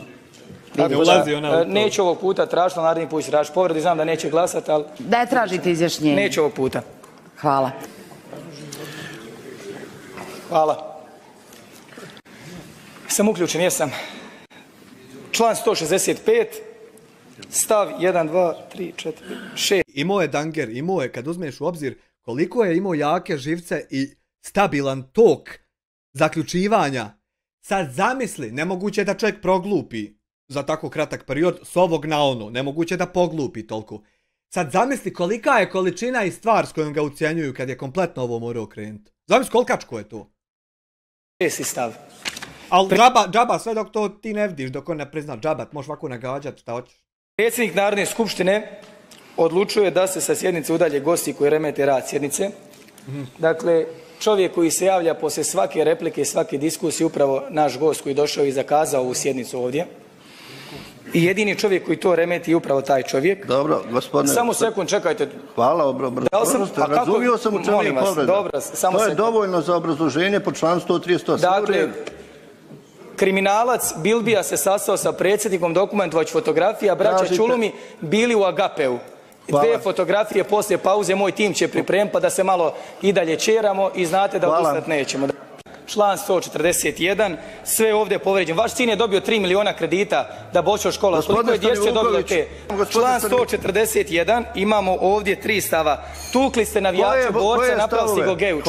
Karadžić i Mladić moraju u Haag. Republika Srpska nije država, govorio Milorad Dodik. Evo, pa govorim. Mislim, zloupotreba kršenja poslovnika za repliku. Moram se snaći pod predsjednika godinu.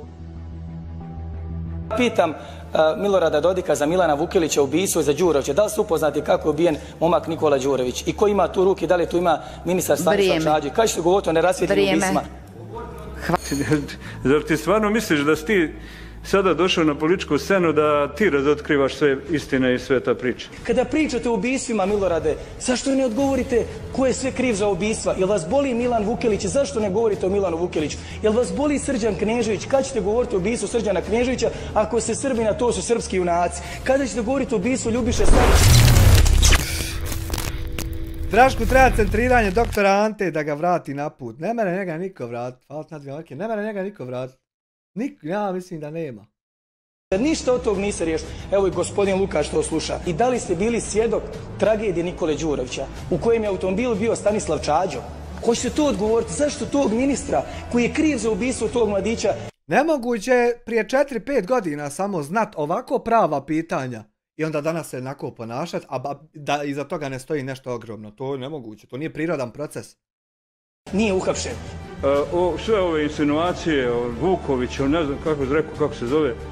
Uzeo sam, čitav predmet sam iščitao, nigdje u tom predmetu koji je bio na sudu se ne pominje ministar Čađo kao učesnik te saobraćajne nesreće. Čovjek presuđen 4 godine, pobjegao nakon toga, ležao u zatvoru vani zbog nekih drugih krivičnih dijela, bit će izručen, odležaće i ovdje te 4 godine zato što je uradio i jednog dana kad dođe ovdje. A moram da kažem na elementarno neznanje ministra unutrašnjih poslova. Govori da je pročitao sve spise o slučaju tragedije ubistva nesreće Nikole Đurovića, a ne zna da je Radinković prošle godine 2018. izručen u Republiku Srpsku. I ja imam još jednu repliku, tako da znate, nemojte se radovati da neće još govoriti. Hvala. Nemojte se radovati.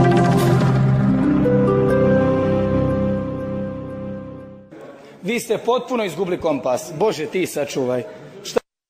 Svaki put kad dođete ovakvu porcu imate od 3 narodna poslanika i ovakav doček. Dajte malo uvažavanja, gospodine. A ovo uvažavanje, molim vas, dajte. Evo, vidite ovo, molim vas, pa vi, Bože, bolje da ne komentarišem. Predsjedniče, vi ste si igrali fotografije, evo malo i ja da si igram fotografija. Kaže Dodik i kriminalac Paraš, stari junaci, drugari, evo jedna lijepa slika. Milorad Dodik primio srpsku čast gospodina Bilbiju, kriminalca koji se bavio prostitucijom svim. Evo vas ovdje zajedno se družite, a kad mene povezujete sa Čuluma, evo da vam kažem da je braća Čulum lijepo ovdje malo nargila, malo suši u restoranu vašeg sina, kćerke koja ga već u Agapeu, malo se druži i uživa. I nije problem što su ovi ljudi bili ili kod mene ili u Agapeu, nego je problem što nisu uhapšeni. Pa ne piše nekom na čelu je kriminalac ili kad mene sretne ja znam da li on kriminalac ili nije. Ja se uvijek družim s poštenim ljudima i moje su ruke čiste za razliku od vaših i mnogih tu koji sjede pored vas. 3 banke su propale za vrijeme vas, a jednoj banci ste dali naziv Banke Srpske. Sram da vas bude. Banke Srpske i to propadnu. Kako to tumačite? 700 preduzeća u posljednje vrijeme koje je vremenom privatizovano, 630 preduzeća je propalo. Najveća migracija stanovnika, najmanje plate u regionu. Oduzeli ste invalidninu boraca, najmanje plate u policiji, najmanje plate u zdravstvu. sve ste doveli u kolaps, najmanje rođeno beba u ovoj zemlji. Kada pričate o ubistvima, Milorade, zašto ne odgovorite ko je sve kriv za ubistva? Jel vas boli Milan Vukelić? Zašto ne govorite o Milanu Vukeliću? Jel vas boli Srđan Knežević? Kad ćete govoriti o ubistvu Srđana Kneževića? Ako se Srbina, to su srpski junaci. Kada ćete govoriti o ubistvu Ljubiše Savića? Ništa od tog niste riješili. Evo i gospodin Lukaš to sluša. Ja vas pitam, da li ste bili blizu autom i da li ste bili svjedok tragedije Nikole Đurovića u kojem je automobilu bio Stanislav Čađo? Hoćete to odgovoriti? Zašto tog ministra koji je kriv za ubistvo tog mladića nije uhapšen? To boli građane. Vi ovdje prijetite. Neko se ne boji vaših prijetnji. Ma baš me briga, vjerujte. Ne bojimo se ni vaših para, ni vašeg autoriteta, ni metaka, ni bilo čega. Nemamo straha, vjerujte. I sramota je, znate šta, što vi mene opominjete na moju kulturu, a na sve ove uvrede ćutite. I vi uvijek se bunite kad Jelena kaže da je neko cirkusant ili nije, a kad dođe on kaže da ja nisam, da sam defektan ili tako, vi to aplaudirate. Ja ne mogu vjerovati na što ste vi kao narodni poslanici pristali da slušate ove stvari. Ja nikad ne pristao da me ovaj čovjek, ma ne pristao da me povede 1 milimetar, a kamo da vodi jednu zemlju. Ima pravo to da kažem. I očekujem, predsjedniče, ove direktne odgovore na sva ova pitanja. Gdje je referendum o pravosuđu? Rekli pa nigdje ga nema. Gdje su vaše obećenja? Samo prijetite, nestaće BiH. Pa ajde nesta, naj pokažite jednom. Samo prijetite. Pa jednom kažete, dajte, nemojte da pričamo o cijepljenju, a drugi put pričate o cijepljenju. Pa vi mijenjate izjave, bolan, ko ja čarape. Svaki građani bolan. Svaki dan mijenjate stavove. Hvala. Opet ćemo se... Hvala. Teško mi je da se... Prije svega ne mogu dočekati Lukača i Dodika, vjerojatno tamo malo ručkaju, a moram da kažem na elementarno neznanje ministra unutrašnjih poslova. Govori da je pročitao sve spise o slučaju tragedije ubistva nesreće Nikole Đurovića, a ne zna da je Radinković prošle godine 2018. izručen u Republiku Srpsku. Imate dokumente, imate članke, imate sve. I da on uvjeri narod da nešto o tom zna i onda takvu elementarno neznanje pokaže. Ja ga molim da malo iščita, da malo bolje pročita.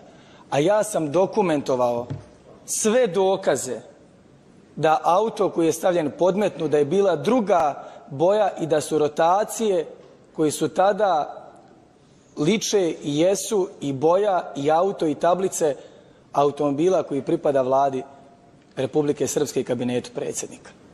Po registarskim oznakama, broju šasije i tablicama. I znači ti si se stopio s ubicama. Tim koje si nekad napadao. I zato ovolika sumnja i zato sam ove stvari iznosio. U slučaju ubistva Nikole Đurovića. Za Milana Vukelića niko nije govorio. Danas je veliki vođa pao u Narodnoj skupštini Republike Srpske, prvenstveno 3 narodna poslanika, Trivićke, Vukanovića, i drago mi što sam učestvovao u tome, jer je priznao za Prointer da je njegovog sina, iako su saopštenje iz firme Prointer išla da nikakve veze nema porodica Dodik, Igor Dodik, i to možete da pogledate i da vidite. Rekli su Milorad Dodik i njegov sin nemaju nikakve veze, Prointer od drugih vlasnika. I ja imam veze, nemaju on. Danas on to priznaje. Priznao za Srebrenicu. Dakle, kapitulacija potpuna. Aha, priznao je za Srebrenicu, a sad smo čuli. Ja pozivam narodne poslanike sa strane vlasti malo da više pomognu velikom vođi, očigledno ne nadajući se. Spona su mu bila 3 mlada narodna poslanika za koja nije vjerovao da su ovako otporni, jaki, izdržljivi, što se mene tiče do 3, 4 ujutru, 5, dokle god. I evo ovo malo replika, svega 2, 3 koliko imamo replike, jednu redovnu diskusiju, naspram ovoliko diskusija koliko on može imati, mislim da smo pokazali jednu veliku snagu i meni je drago što smo pokazali otpor i neće uspjeti u svojoj namjeri, sad kaže da samo imamo po jednu diskusiju i po jednu repliku. Ja vas molim, pomozite mu malo, očigledno mu je potrebna vaša podrška i pomoć, a svejedno ćete vi govoriti kako god on kaže. Tako da danas izgleda tako Skupština Republike Srpske, a ovo elementarno neznanje koje je pokazao ministar i ovo danas vrijeđanje koje je pokazao srpski član predsjedništva i onako sitne upadice koje ne odlikuju, kažem, ozbiljnom čovjeku i ne političaru, nego državniku kakav treba da bude. Mi ćemo dalje nastaviti borbu i ja imam još jednu repliku, tako da znate, nemojte se radovati da neće još govoriti. Hvala. Koliko si ti, pardon, mogao biti sve, a ti odabro da budeš ništa. Hvala na gledanju i vidimo se večeras u pubu. Oko ponoći. Ćao. Pozdrav za Daraška.